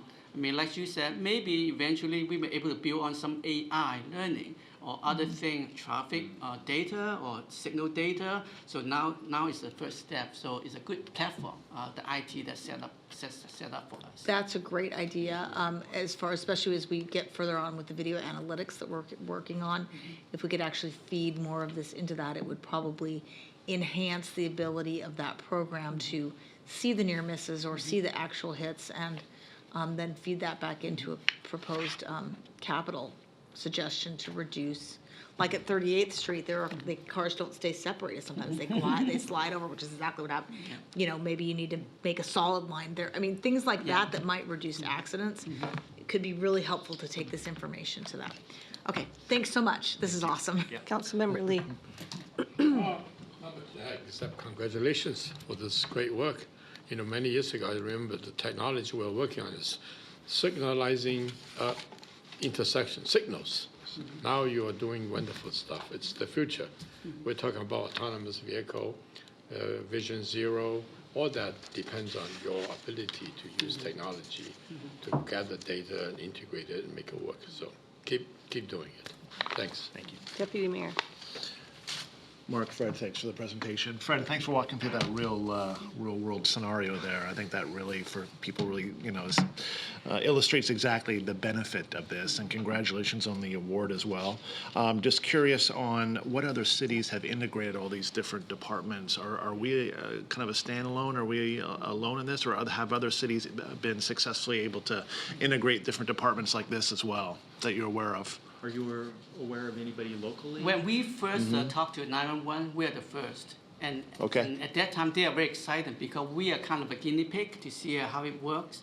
But because we throw out that ideas, they also work on the same ideas in a more regional sense. I mean, they try to cooperate with other 911 center and then work together and then try to integrate other city, different, even the DOT, their camera into like a big map. But for us, I mean, it's more customized for us. I mean, Yeah. IT, so we are able to develop a lot of feature that we want, but not dictate by what they want. Gotcha. So Thank you. right now they are working on it. Actually, they showed me one of the draft, what it looked like in a regional, a big regional a map like this. Terrific. And then maybe in 2 years, we can take another run at this award, but win first place. And I'll take you up on the offer. I'll see you on the 7th floor. Okay. Oh, good. Thank you. Councilmember Barksdale.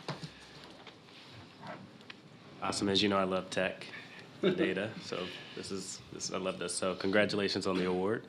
I'll also join you on the 7th floor sometime to see it. So and to build on Councilmember Robertson's points, yeah, definitely want to see where this can take us in terms of next steps. You already addressed what my question was going to be of how we plan to use machine learning. But curious about how this is also being used in terms of community planning, not just traffic planning. So if there's any integration there. Not anything that we know of in transportation yet, but again, we're talking about possibilities. We want to build on the achievement. We'll keep that in mind as well. Talk to our friends in CD. Yeah, one of the platform would be a future ideas. It also bring in the travel time. We're working on the software to develop some travel time from the city from one point to the next point. So that might be a part of the for the planning. See where's the congestion, where the car coming. And how it changes over time. Yeah, I'm especially thinking about in terms of as light rail gets here, first and last mile. Sure. There's challenges. Councilmember Stokes. Yeah, this is really exciting. I want to, well, one question I had kind of follows on what Councilman Robertson mentioned. What's the process, or is there a process for private attorneys to get access to this? I could see how if I... They all go Yeah, through the same all this. process, which is have to fill up the form for the Yeah. public disclosure form, which then from that on, then they will send us a notice, say hey, someone requested, and then we'll look through the record.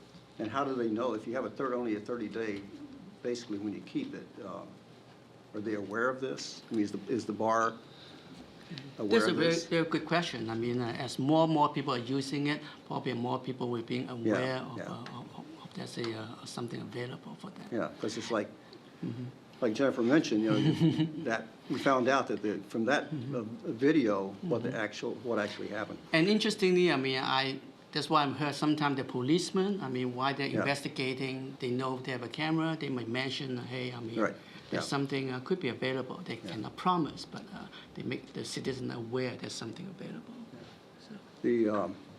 I really think it is amazing, and congratulations on how fast we're moving on this. And you know, the question that came up or comment earlier about other cities, I remember and give Mark some real kudos for, I think it was a 2017 Eastside Turn Station partnership at the Maiden Bar. We had the big tech auto.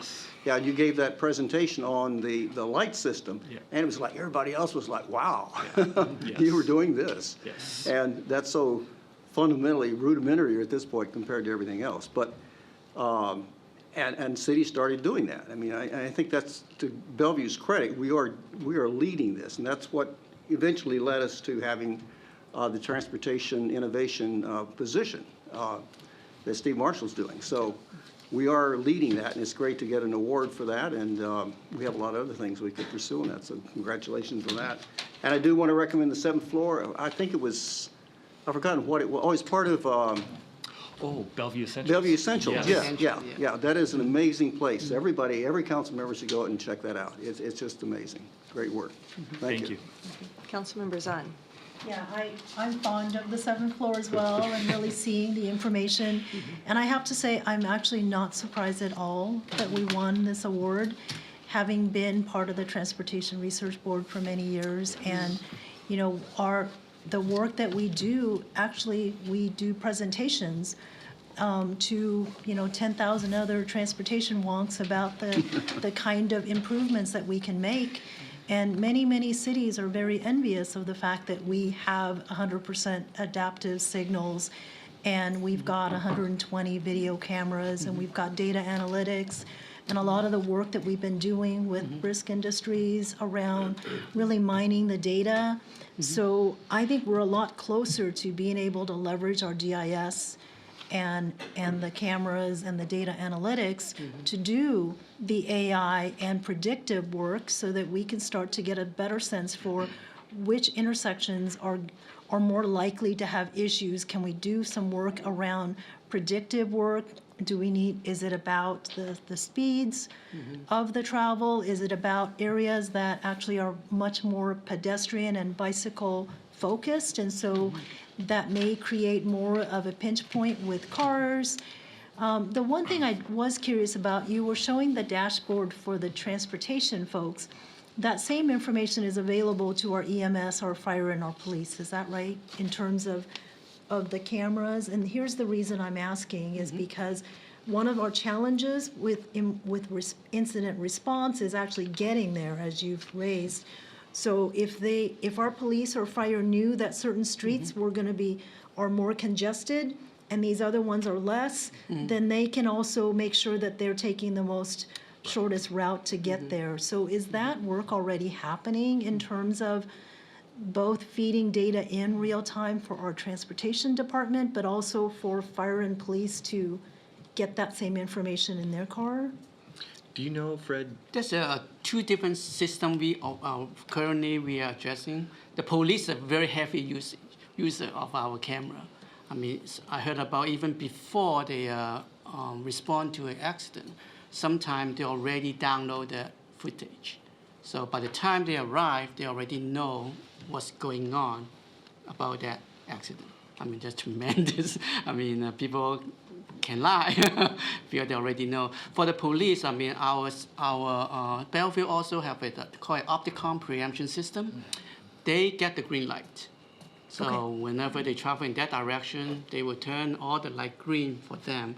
So in that sense, I mean, they already have that. We're 100% installed in every intersection. Sometimes that can still be challenging if there's a lot of cars in this corridor Yeah. versus the adjacent one. So, council members, I'd like to loop back with NORCOM, and, police and fire have a little more access to that information, but exactly how that's being used, we'd like to find out as well. I think that's a really good question, and see if that's another thing that we can build on.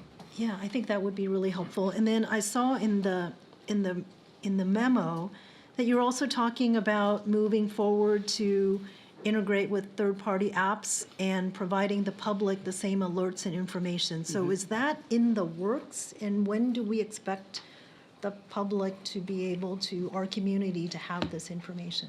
So not quite in the works yet, but these are the possibilities that we are looking into as we kind of finish off this phase of the project and explore what is possible. We have a plan. Maybe we kind of a little ahead of ourselves, and this coming months we are hoping can bring up the live video instead of the snapshot to the public. So it's just a huge step for the public to understand what's going on at intersections. Yeah, that would be amazing. I think that our folks definitely would benefit from that. I know that during the snowstorm, folks were already taking advantage of the map that's up there, so they could look at the camera and say, oh, this street looks like it's got a lot more snow than perhaps this one. And so the more information we have, I think the better our community is to make real-time decisions. So thank you. I'm super excited about all the work you guys are doing. Thanks. Okay, thank you so much. Yep, thank you.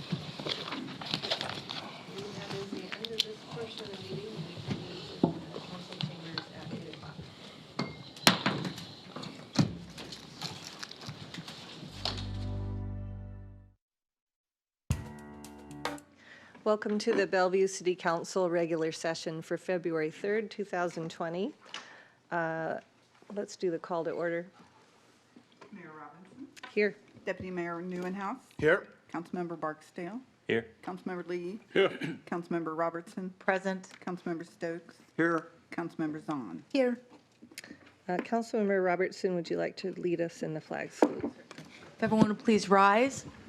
I pledge allegiance To the flag of the United States of America, to the republic for which it stands, one nation, under God, indivisible, with liberty and justice for all. Do we have a motion to approve the agenda? So moved. Second. All those in favor? Aye. All right. So let's go ahead and we'll do communications. The time allowed shall not exceed 30 minutes. Speakers will be called in order from the sign-up sheet. If the number of speakers signed up to speak exceed 30-minute period, the chair is authorized to give preference to one person speaking to items that meeting's agenda or anticipated to come on the agenda within 1 month, and to persons who have not spoken to the council in the last quarter. A maximum of 3 persons are permitted to speak to each side of any one topic. What is the list for tonight? There are 6 speakers signed up this evening, Okay. and the first speaker is Lynn Stoll. Welcome, Lynn. Hi, Council.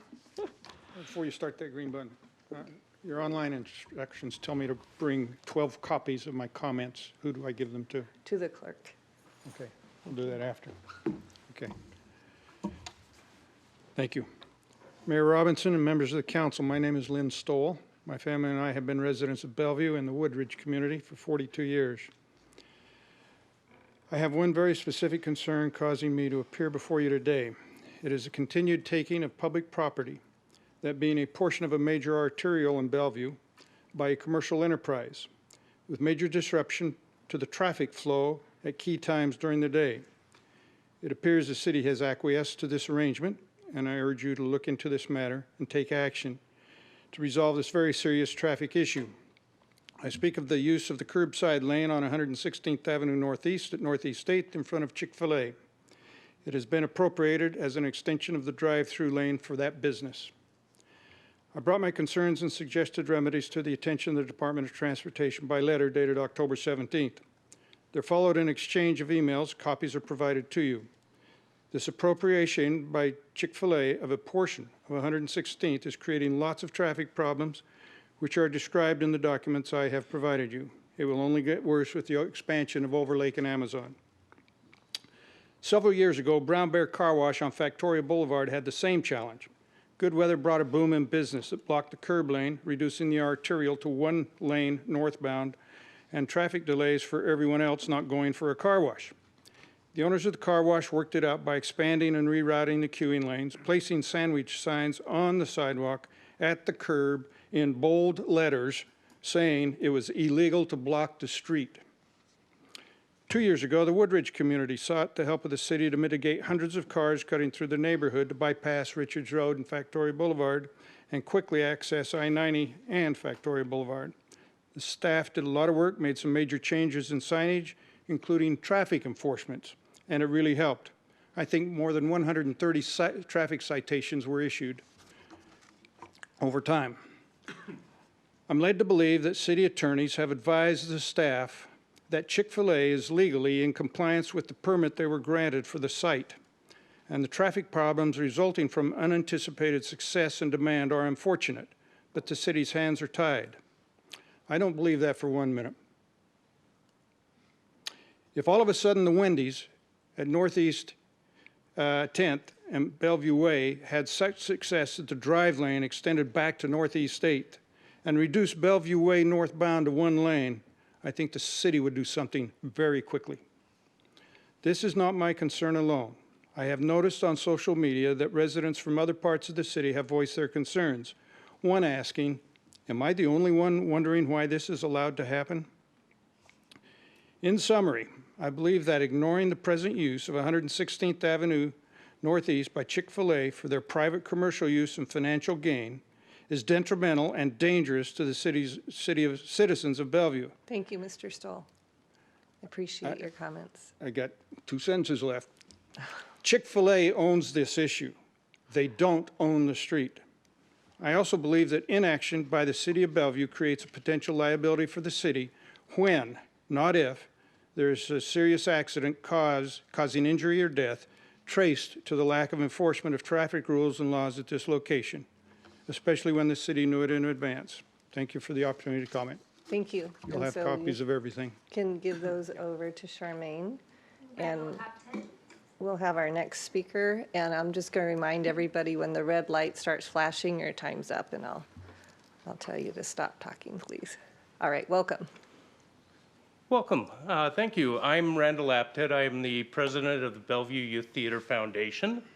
And I'm Danielle Bruzak, and I'm the vice president of the Bellevue Youth Foundation. And we just wanted to come here real quickly to tell you a little bit about what we have upcoming at the Bellevue Youth Theater, which, for those of you who may not know, is the City of Bellevue program, and a very unique one at that. And we would also like to take this time to thank you for your continued support of the program. So our upcoming shows are going to be Rapunzel in March at the end, Once on This Island Junior in the beginning of April, The Taming of the Shrew at the end of April, and Cinderella in May. The other thing we have going at the Bellevue Theater right now is our annual benefit. This is something we've been doing for several years now. It's become a major fundraising piece for our organization. Of course, any profits that we see go back into our program to help support the program through means of buying sets, lights, hiring artists and residents, whatever we can do to help give back to the program. And so we have our two-night benefit coming up. There's a Friday night performance and a Saturday night performance. The Saturday night performance is a full dinner. There'll be speakers. We're actually lining up our different speakers to come in and talk to the audience during our benefit. And it's just a wonderful night, and we wanted to take this time to invite all of you to attend. Great. Thank you. And I've got some invites here. I'll leave. That would be wonderful. Thank you. Yeah, thank you so much. Don Marsh. Mr. Marsh. Good evening. My name is Don Marsh. I'm active in several citizen organizations that are critical of projects being pursued by Puget Sound Energy in our region. However, you may not be aware that I also spend quite a bit of time volunteering as a member of PSE's Technical Advisory Group. I recently received a letter from PSE's Senior Vice President, David Mills, thanking me for the time, expertise, and effort I have devoted to this work. There are many members of the Technical Advisory Group who live in Bellevue and the Eastside. However, not one of them thinks the new redundant transmission line PSE began constructing today on East Bellevue's 148th Avenue is a good idea.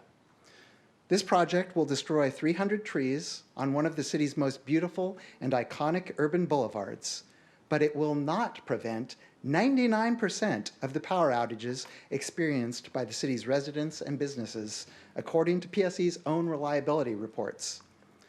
This project was unanimously rejected by the East Bellevue Community Council.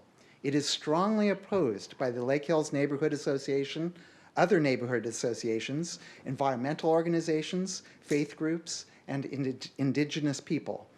Over 1,000 residents signed a petition asking PSE for a better solution. So why am I here tonight? I know that the Bellevue City Council cannot take any official action to stop this project. I know that the majority of you did not vote for this project 5 years ago, and you do not think it will have a net positive benefit for our city. I know that you are concerned about climate change, as most of your constituents are. Global temperatures in 2019 were the second hottest ever recorded. Today, scientists reported the presence of warm water under a massive glacier in Antarctica, dramatically increasing the risk of sea levels rising 3 feet. This is not the time to be cutting down trees that provide the essential benefit of clearing our air and storing carbon. Each city, each individual, and each company must make wise decisions so that future humans, plants, and animals can thrive in a world with stable climate and ecosystems. I'm here tonight on behalf of many anguished citizens who want to see more enlightened investments from our city and our energy company. We believe the reliability of our electricity can be improved using smart technologies like batteries, remote-controlled sensors and switches, and buried power lines.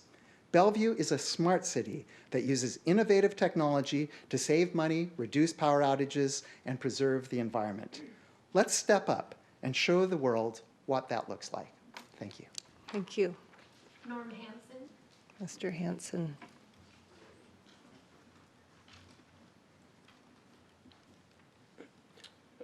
Good evening, Mayor Robinson and council members. As you know, I live in the Bridle Trails neighborhood. I've been there for 47 years and have been down here before. I wanted to also talk about the Puget Sound Energy 2.5 mile transmission line project on Northeast 8th and 148th. Many of your constituents are appalled to see the mature, beautiful trees cut down on our major landmark streets in order to facilitate stringing up overhead transmission wires where all utilities are currently underground. And for your information, the council in the 1980s paid for that undergrounding. As a result, several community members would like to request a meeting with the council and staff leadership to discuss what can be done to prevent a future environmental mistake. We suggest discussing what is feasible, best practices, as we know you're concerned about that, and prudent in a potential future comprehensive plan revision and other planning processes. This current project will have a huge impact on Bellevue major transportation route and should be avoided in the future at all costs. We certainly look forward to meeting with you at an early time. Thank you very much. Thank you. The next two speakers are coming in tandem, Amanda Lee and Angela Fan. Okay.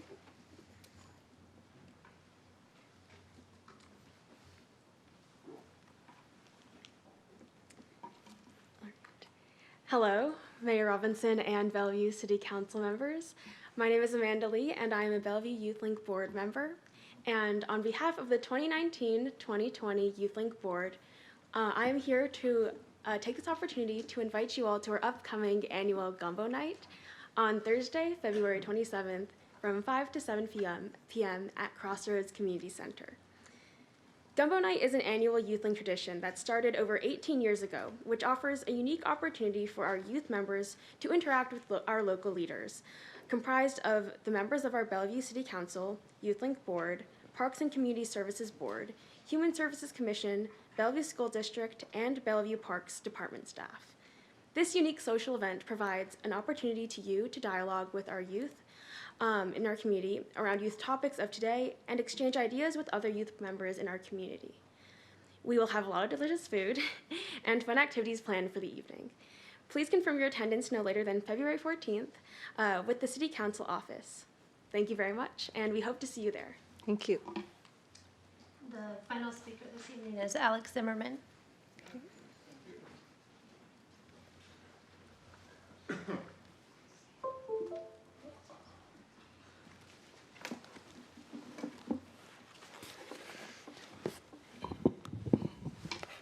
Sieg Heil, my Nazi social democratic mafia are fascist, anti-Semite, and killer. My name is Alex Zimmerman, I'm president of Stand Up America. I want to speak right now to everybody who listen to me, exactly to Bellevue citizen. Bellevue city, very unique city. I live more than 25 years here. Yep. Probably number one richest and smartest city in the United States of America.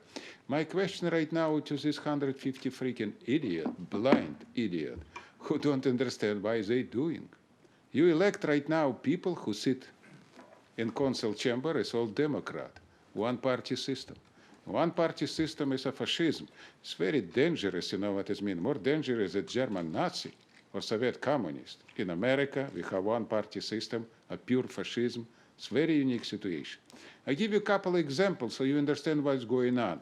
This fascism right now, this Seattle, King Country, include Bellevue, spread around all state Washington. And I disagree with this for many years. I speak more than 3,000 times about this. So, I give you a couple examples of classic fascism, what is we have. In Seattle, for example, we have a chair, council chair right now, Council Gonzalez. She violated Open Public Meeting Act 5 times. This costs citizen like me, and everybody, almost $200,000 for attorney for defend her, and $2,500 penalty. And this 9 freaking idiot, elect her like a chair. My question right now to you, Seattle, Bellevue, super smart freaking idiot. How is this possible? It's never happened before in American history when council violate Open Public Meeting Act in us Constitution 5 times. She supposed to be go out. They elect her like a chair, like a boss. Guys, come on. Need be absolutely idiotic, pure fascist, you know what it means? This is exactly what's happened. It's happened before with Hitler and Stalin, you know what it means? And try to understand why people doing this, you know what it means? It's very unique situation. It's not legal. It's a violation of everything. Pure fascism with Nazi Gestapo principle. I speak right now to you, Bellevue freaking idiot. Wake up, huh? What are you talking about? It's America. Intellectual city like Bellevue, all freaking idiot, elect one-party system. Come on, guys. You make me totally sick. So I right now speak to everybody who listen to me. Stand up, America. We need bring everything back.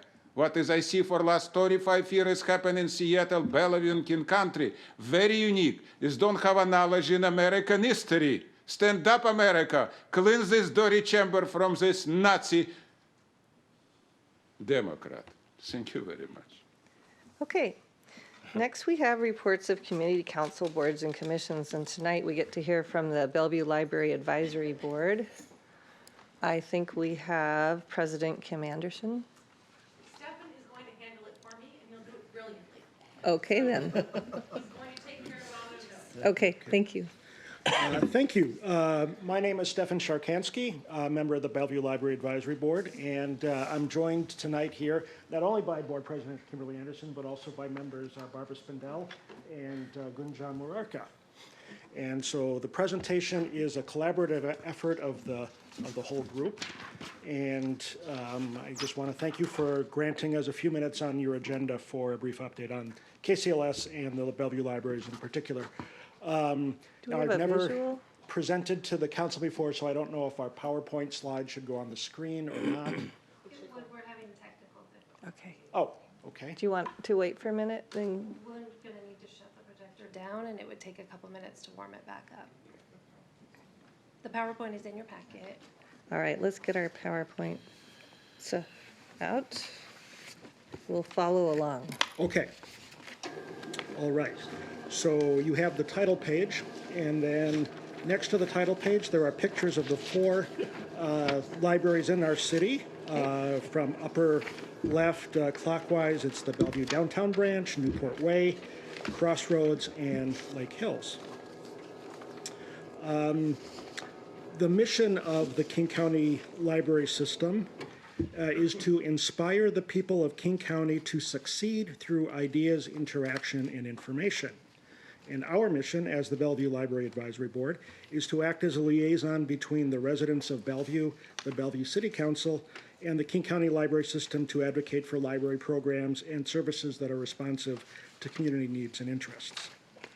Now, one initiative which is in progress at KCLS currently is the reorganization of the regional structure of library administration. There are currently 12 geographic regions, which are in the process of being consolidated into 9 regions, largely for cost savings and other efficiencies. The reorganization should be complete in September of this year. The Bellevue libraries are currently split into between 2 different regions, but with the reorg, all of our libraries will be in the same region, which should facilitate more seamless coordination between our branches. Now, in the next slides, I'll describe some broad trends in the way people are using the libraries and how KCLS is responding to those trends. Now, total circulation in Bellevue for 2019 was over 3 million library items. And that's broken down to about 2.2 million physical items, books, magazines, DVDs, etc., which were checked out from Bellevue library branches. And about 840,000 digital items were downloaded by Bellevue residents. Kindle books, audiobooks, streaming media. And now together, these 3 million library items is the equivalent of every person in Bellevue checking out about 21 items in the year, which is quite impressive. Now, the changes to the technology and economics of access to books and information in the internet age has changed the behavior of library users as it's changing the behavior of retail customers. And we can see that in the increase in digital downloaded library materials at the expense of physical checkouts. Digital downloads now account for about 1/3 of all KCLS circulation. And in the last year alone, physical circulation, while it decreased system-wide by about 7%, digital downloads were up 9%. And in the last 4 years or so, physical circulation has decreased by 16%, but downloads have gone up 120% or so. And as patrons are downloading more and more of their materials, they're consequently visiting the branch libraries less. And overall visits in KCLS libraries was down about 3% from this year, or 2019 from 2018. And the 3 of the 4 Bellevue branches were down, visits to those branches were down consistent with the overall trend. However, the one exception to that is the Bellevue downtown branch, which is not only the most trafficked branch in all of the King County system, but it also had the largest percentage increase in visits, up about 19% from 2018 to 2019. And that coincided with, at least part of that increase is due to the new makerspace, or what the library calls Idea X. And in 2019, the Bellevue Library had 549 different Idea X programs attended by a total of 11,000 or more patrons.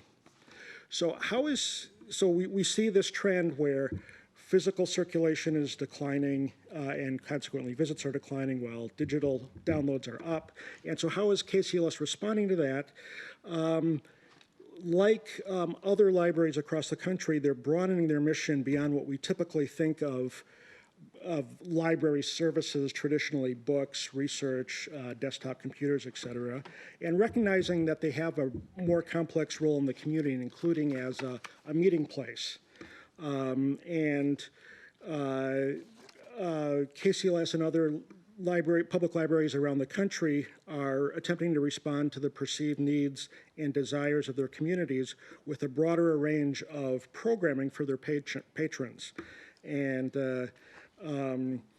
in the recent budget, the budget narrative for the KCLS describes the expanded programs and services tailored to community interests, consistent with their broad strategic goals of communities of inclusion and belonging, responsive service, and organizational excellence.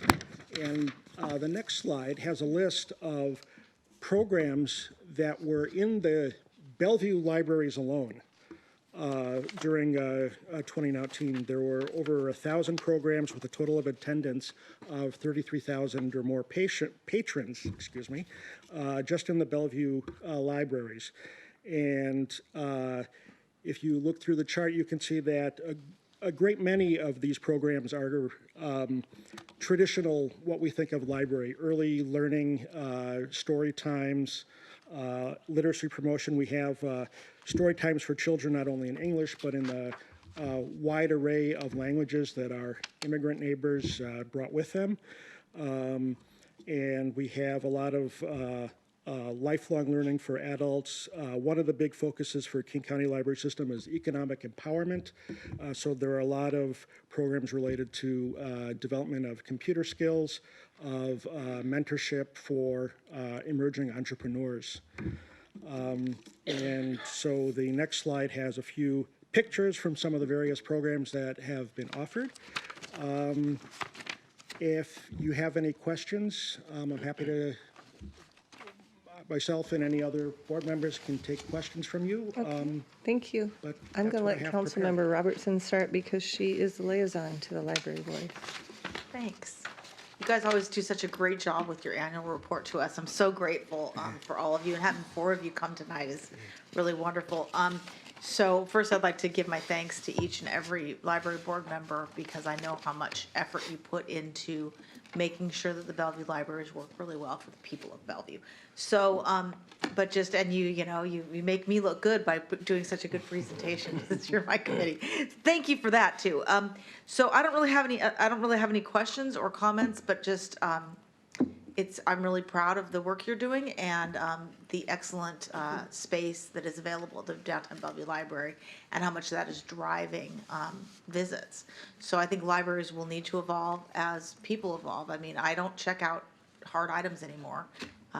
That way, you know, no hard items, no fines. But I get lots of digital downloads. So I'm just would like to see the library do more of that and to really be responsive because they're a third place for a lot of people. And we want to make sure that they continue to be that sanctuary. I mean, whether it's someone who is starting up a small business and they're using the library space to do their work, or kids that may never have access to some of the makerspace materials, or you know, people just gathering with their community members.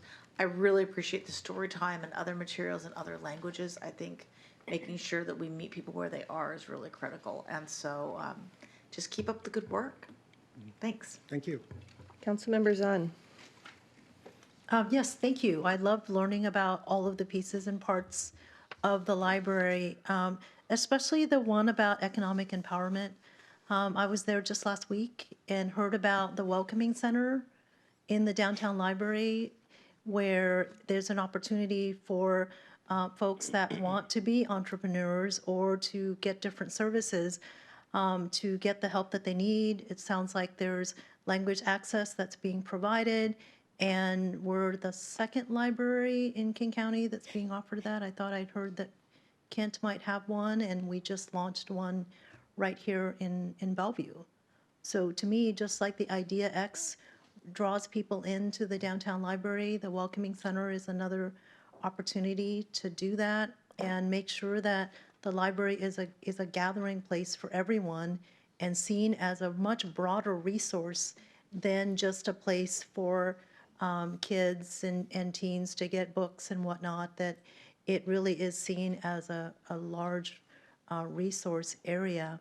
I guess my question would be, as you think about the usage of the libraries, are there additional kind of physical space changes that you envision in the future for it to be even more of a gathering space as the usage changes of the patrons? Well, Come to the microphone, please. Yeah. Oh, sorry. Thank you. I told myself that I was just gonna let Stefan do this, and you did a really great job. So the short answer is, I am not aware of specific plans. They've gone through some major renovation. If you've been to see the children's space, fabulous. I want to Yes. be this tall and stay there forever. But I think a lot of the major renovations, I think, have been largely completed, but we can check in and let you know if they have other specific developments in mind. But I am not aware of any, can you think, come on up. More the merrier. Well, the capital plan has been achieved, so Yes. they're not building any new buildings. I mean, they've done that. Their budget is being focused more on maintenance and making sure those buildings are kept in good repair and good shape. But in answer to your question, I think the system is responsive to changes in the community, and I know one item that's being considered now is if you go into any of the branches, there are tons of computers and a lot of space being taken up by those computers, and they're actually going to remove some of the computers to increase the space within the main parts of the library for people to sit and do their work. And the reason they're doing that is most people now come to the library with their own device. They're coming to use the Wi-Fi But they and need a access space their for it. information, but they need spaces to sit. And if you go into the downtown Bellevue Library, you will often see people can't find a place to sit. So I think, you know, in answer to your question, they're being responsive to the changes. but people are going to our libraries. Yeah, well, thank you for that. I think that's the kind of question that I had was, as you look at the space, the physical space we have, being able to, in the moment, make some modest adjustments so that we can maximize its use. So I think that's a great idea. Thank you for looking at that. Yeah, thank you. Councilmember Stokes, do you have a comment or question? Yeah, just a comment. Guess I got to turn my button on here. Yeah, I really think the reorganization it makes sense. And when I learned that we were in two different regions here in Bellevue, I thought that was kind of strange. So it's good getting the four together. And what's already been said, I think, is so important that we have gathering places. And going digital is great. I mean, I still like to order books or magazines, but sometimes I also get the digital thing too. So, and then, you know, it's coming, but there's just something about going to a place that I think is important. And we could have actually this meeting right here digitally, and we wouldn't be here. And we could just go online and, you know, I hope that never happens, but there's just something about our being able as human beings to combine those two things that I think really makes a lot of sense. And so I think that's what people are doing is they're beginning to realize they don't have to go one way or the other. But again, particularly the downtown library is great, and the improvements are important because it keeps people coming, and people like to go to a place where they feel comfortable, where it's enjoyable, and where it's friendly, and it's just a safe place, and they learn. And I think that's fantastic. So kudos for the library system for reorganizing and getting its, you know, everything in order so it can be sustainable and keep going and improve. And I remember seeing the first time, I think when I was actually running for city council, I went to the library, to the, in Sammamish, not Sammamish, but Issaquah, and the library, and they were at that time starting to have all the digital stuff come in. And it's just amazing how in a relatively short period of time this has happened. So congratulations, and look forward to continuing to visit the libraries forever. Thank you. Councilmember Lee. Thank you. It's great. Thank you for doing this for the city of Bellevue, for the residents of the city of Bellevue. And I think reading is important. The books are important. And, you know, this picture you show in the center with all the young people sitting there, this is really what makes the library important, a space for people to be together. And, you know, people want to read everything. You can't dictate to what people are supposed to read. So I think you have to have books available, all kinds of books. And it has to be available, readily available, affordable. People enjoy, you know, just getting to learn about things. And it's not the same thing as, you know, reading electronically. I think it also needs to be sharing. You know, I think this is a really space that's important, you know, place-making space. So I really think that libraries are important.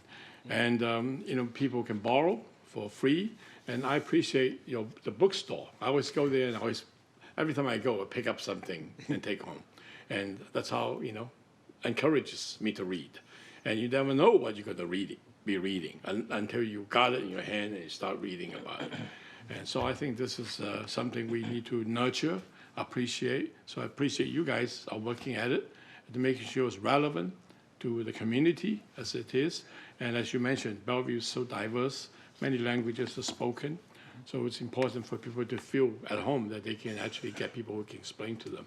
And obviously, it has been mentioned, you are a very good place for people to learn about business. A lot of people want to do things, but they don't know where to begin. So that's another place, another space, economic development programs that may understand. You are working with SBA, Small Business Administration, SBDC, SCORE, all those people that can help people. You never know when the next Bill Gates would come from one of these courses they go to. So thank you for what you do. Thank you. Thank you. Councilmember Barksdale. I have to say, one of my addictions is books, and I buy a lot of digital books. So I recently found out about the digital service provided by KCLS and the library. So that helps me save a little bit of money, but I ended up buying the book anyway. So when you, looking at all these programs, can you share a little bit about like how distributed the programming is across Bellevue, the different parts of Bellevue? We got this list of programs in a file that our liaison at KCLS sent to us. And it lists name of the program, type of program, which branch it was at. Yeah.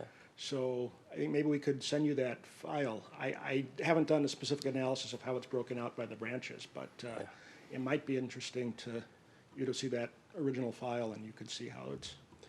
Yeah, I mean, just thinking about sort of how diverse Bellevue is and throughout the different parts of the city, the community, and just looking to understand what sort of distribution of services like. The Baker X space is really cool. Like, is that getting around? And I see some of the school visits. Is that happening throughout the community? Yeah, I know a little bit more. I've been on the board a little bit longer than Stefan, so I'm just stepping up to answer your question. The King County Library System supplies a budget for each of the libraries, and they pay for many of the programs. Many of the programs are also paid for by the Friends groups, who are citizens of your community. The Bellevue Library has a very active Citizens Friends group. They run the bookstore, and Newport Way also has a Friends group that supplies funds for programs. But the answer to your question is basically the librarians get together and they pool their funds, and they have lists of programs that are offered by the system, and they pick the ones that they think are best tuned to their region, to their libraries. And so a community that might have a high population of Russian immigrants might be getting programs more tuned to those people. So in that whole list, the children's librarians advocate for the programs that come in for the kids. The librarians are going out to the schools. They know their community. Right now, there's a program going on in many of the Bellevue schools, Global Reading Challenge, where they're going out to the schools, supplying the kids with 6 books to read, and then they have a little competition. And I think February 28th will be the district challenge for global reading. But there is differentiation between the programs depending on the nature of that community, and that's done by the librarians, and they seek funding from the Friends groups to supplement those programs, and then they enhance what they're doing. I think the program up in the upper left was one program that the Friends helped supply some of the funding for. All right. I hope that answers your question. It does. Thank you.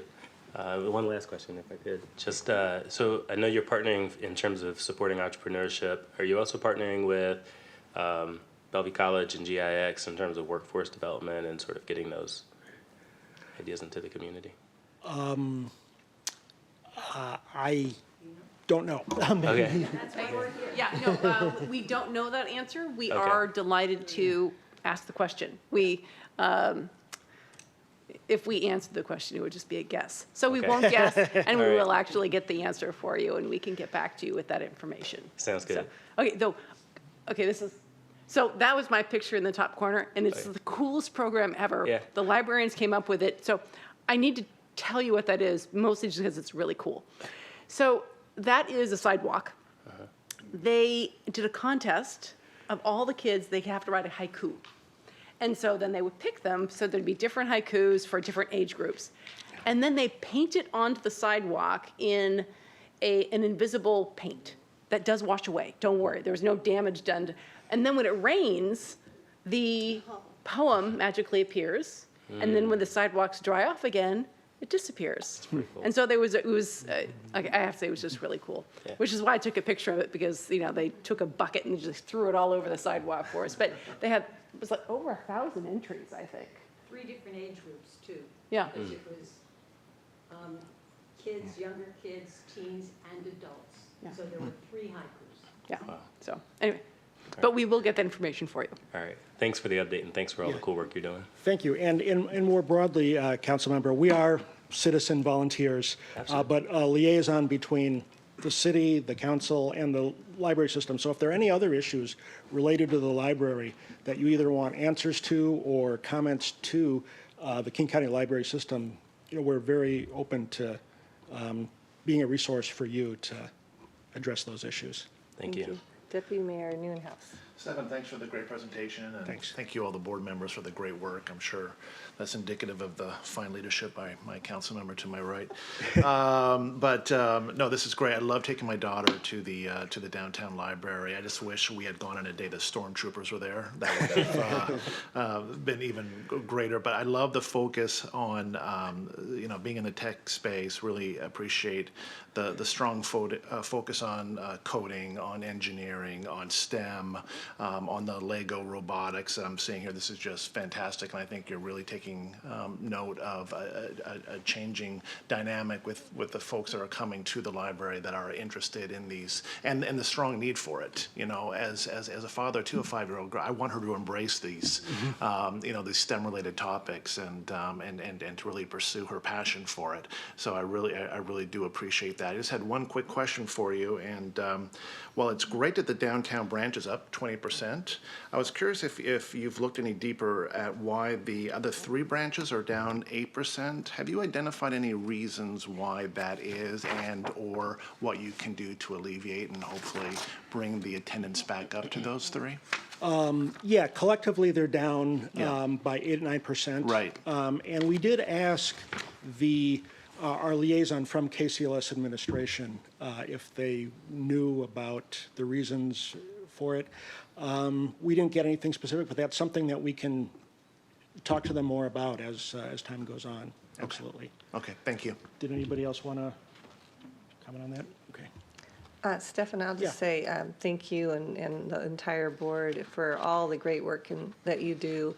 I've never seen so much diversity in programming as when I go to the library, and the different things that people are doing in different rooms, and it's quite a variety. It's very impressive. So I noticed on the handout that you gave us that the children's programming is extremely popular. And I'm wondering, do you have programs for the children who are in daycare? Do they have any way that they partner with daycares to get those kids into the library? That's a good question, and again, I don't have the specific I details on think that. you do. Well, the library funds, you may have seen them around town, these large vans, they're red, called Libraries to Go. Yep. And they go out into the daycare. Oh, okay. And they have books with them and provide those books to the kids. They can check out books from that Libraries to Go. So that's Wonderful. one of the things that they do. And they try to get to regions where the kids may not be coming with their parents. Right. Okay, great. Well, thank you so much. Okay. Okay, thank you all again for your interest and support for our libraries. Okay. Thank you. So we have one item on the city manager's report. That is correct, Mayor, and that is item 6A, the American Public Works Association reaccreditation. On November 28th, 2019, the APWA Accreditation Council awarded full reaccreditation once again to the Transportation and Utilities Departments for the next 4 years.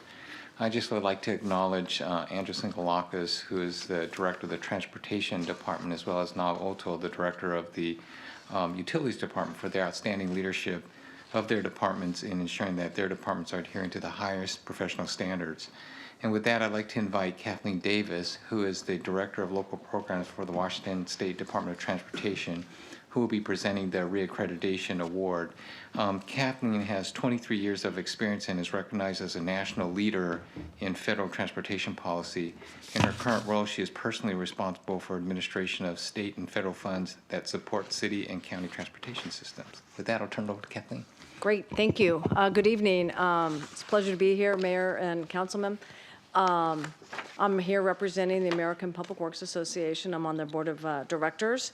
And as was mentioned, APWA has developed the accreditation program to enhance the effectiveness of agencies and their competencies in the public works field. This voluntary, multifaceted program is designed to provide guidance and technical resources to agency managers as they seek to evaluate and upgrade the performance of their agencies. Your Department of Utilities first received accreditation in March of '04. followed by the Department of Transportation in November of '07.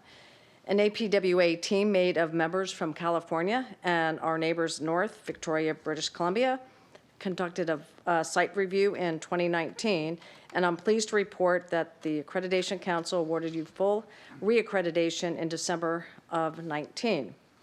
The result of this review, and I understand this is the fourth and third, what's impressive is it's 100% compliance. And you have 4 model programs that can be shared across the country, well, North America for that fact.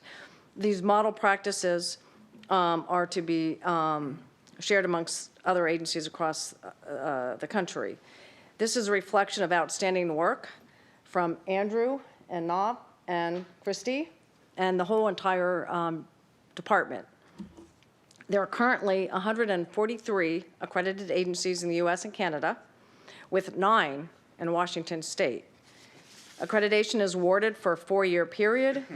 We're hoping to come back in 2023, should you decide to reapply for reaccreditation. And I really would like to thank you for your support for the city in supporting this endeavor. It is an endeavor. And on behalf of the American Public Works Association, it's my pleasure to formally provide the plaques, and I really appreciate being here. So thank you very much, and congratulations. Oh, thank you very much. I hope we get to do a photo op when we're done, but would you like to speak, Andrew and Nav? Yeah, I'd like to thank APWA for this reaccreditation. It was a huge effort, but it was really important for staff to be validated by the fact that they're being held to national standards. And it's a really big part of our ongoing process improvements. So it was a very, very useful process that we went through. Wonderful. Good evening, Mayor, Deputy Mayor, and council members. So as Ms. Davis said, accreditation is a rigorous process where it's peer review of our policies and practices. And Bellevue Utilities was first accredited in 2004, making us the first in the state and the 14th in the nation to be accredited. So we're pretty proud of it. And this is the 5th time that Utilities is being accredited, earning 100% compliance. With this accreditation, we will have been accredited for 20 years. So we're pretty proud of that. And to me, accreditation demonstrates the dedication of our staff, spending hundreds of hours in documenting, reviewing, and presenting the practices. But most importantly, hundreds of thousands of hours actually living the practices in our everyday work lives. So, and it also means that our ratepayers can rest assured that we are consistently striving to be an efficient and well-run organization. I'm pretty proud of this award, and thank you to APWA. Thank you. Congratulations, and thank you. Can we do a little picture real fast? Might we come on down?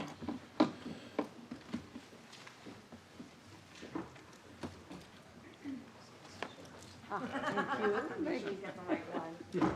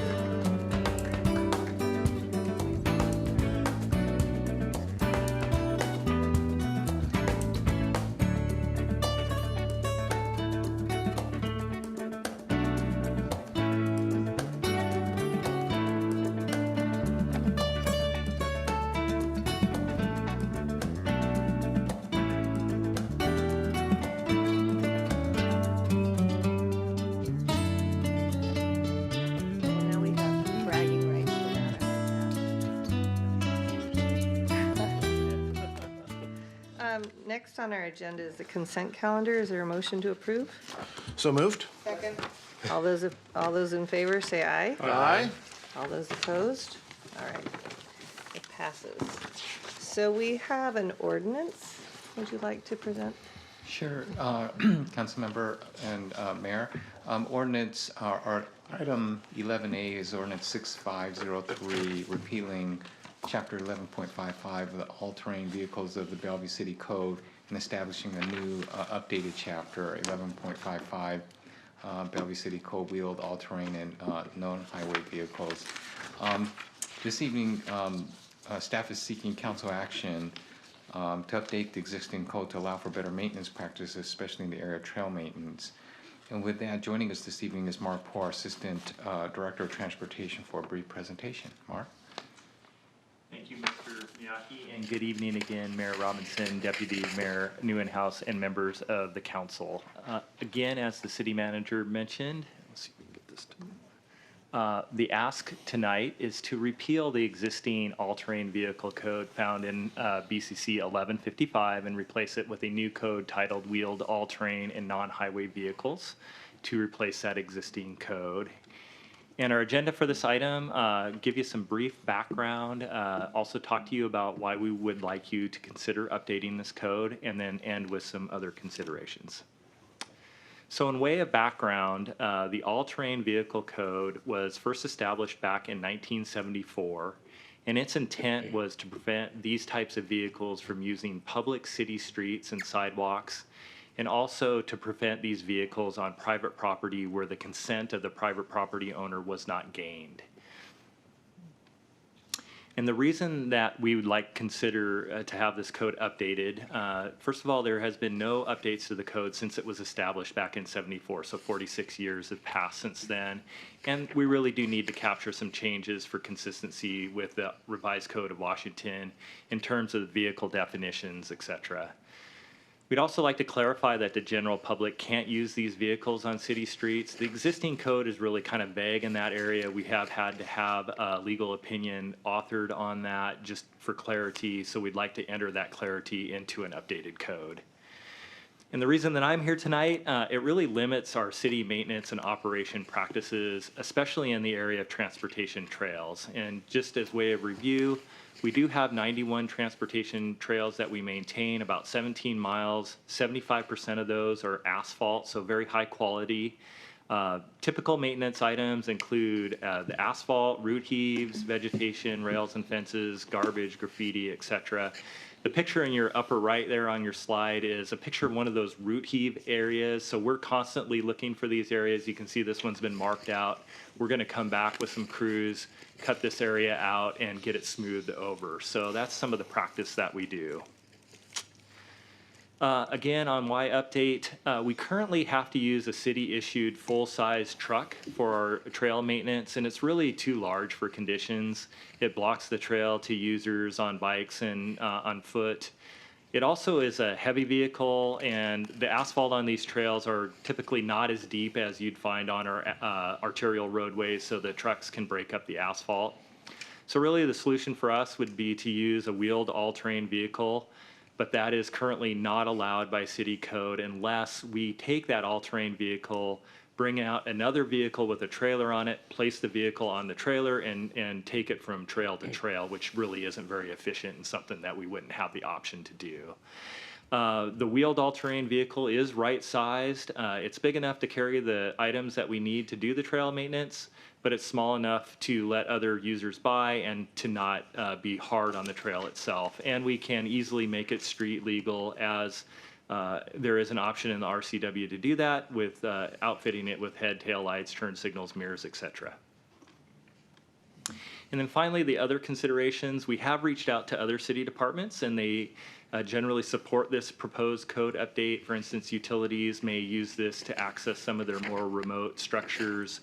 The fire department already has a wheeled all-terrain vehicle they have up at Station 8, but they like to move it around, for instance, to bring it down to the downtown park for the 4th of July celebration. So this would give them more options for more easily moving that vehicle.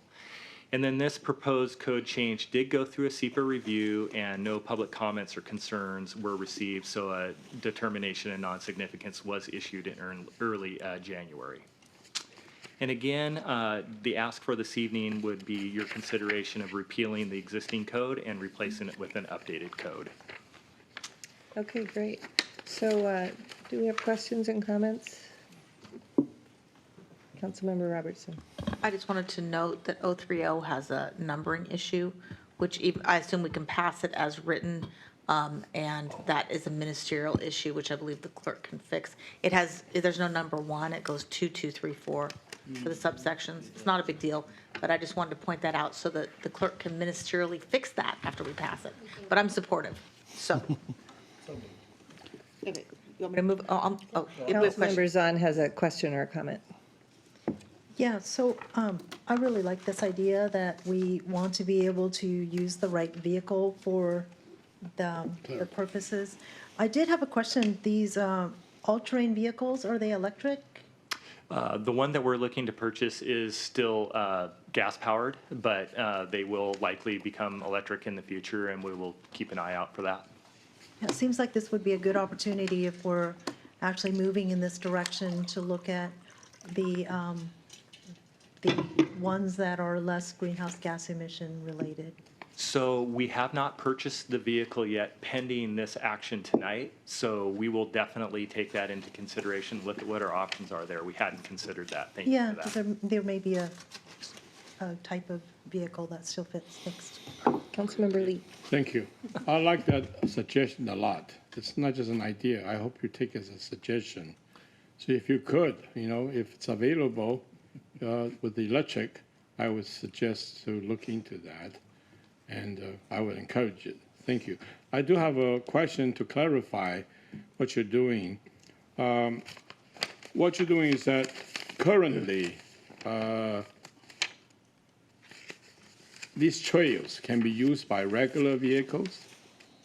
The trails themselves? Yeah. No, we only allow the maintenance vehicles Okay, on. so yeah. the change in code does not alter the use of the roads?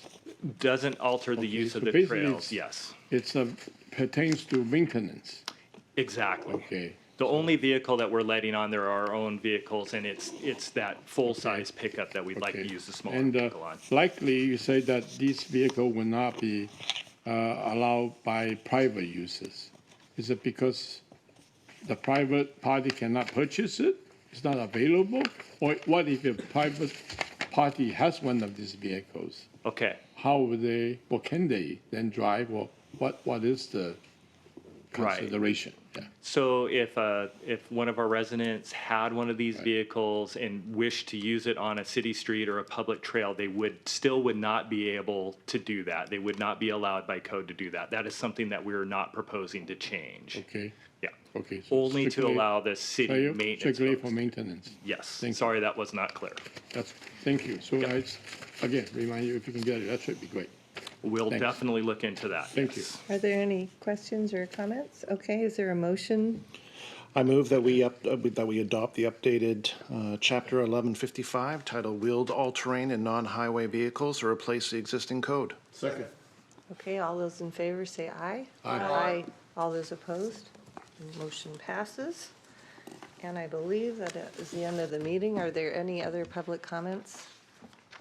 Councilmember Stokes, did you want to speak? I just want to put my vote in for going electric if we can.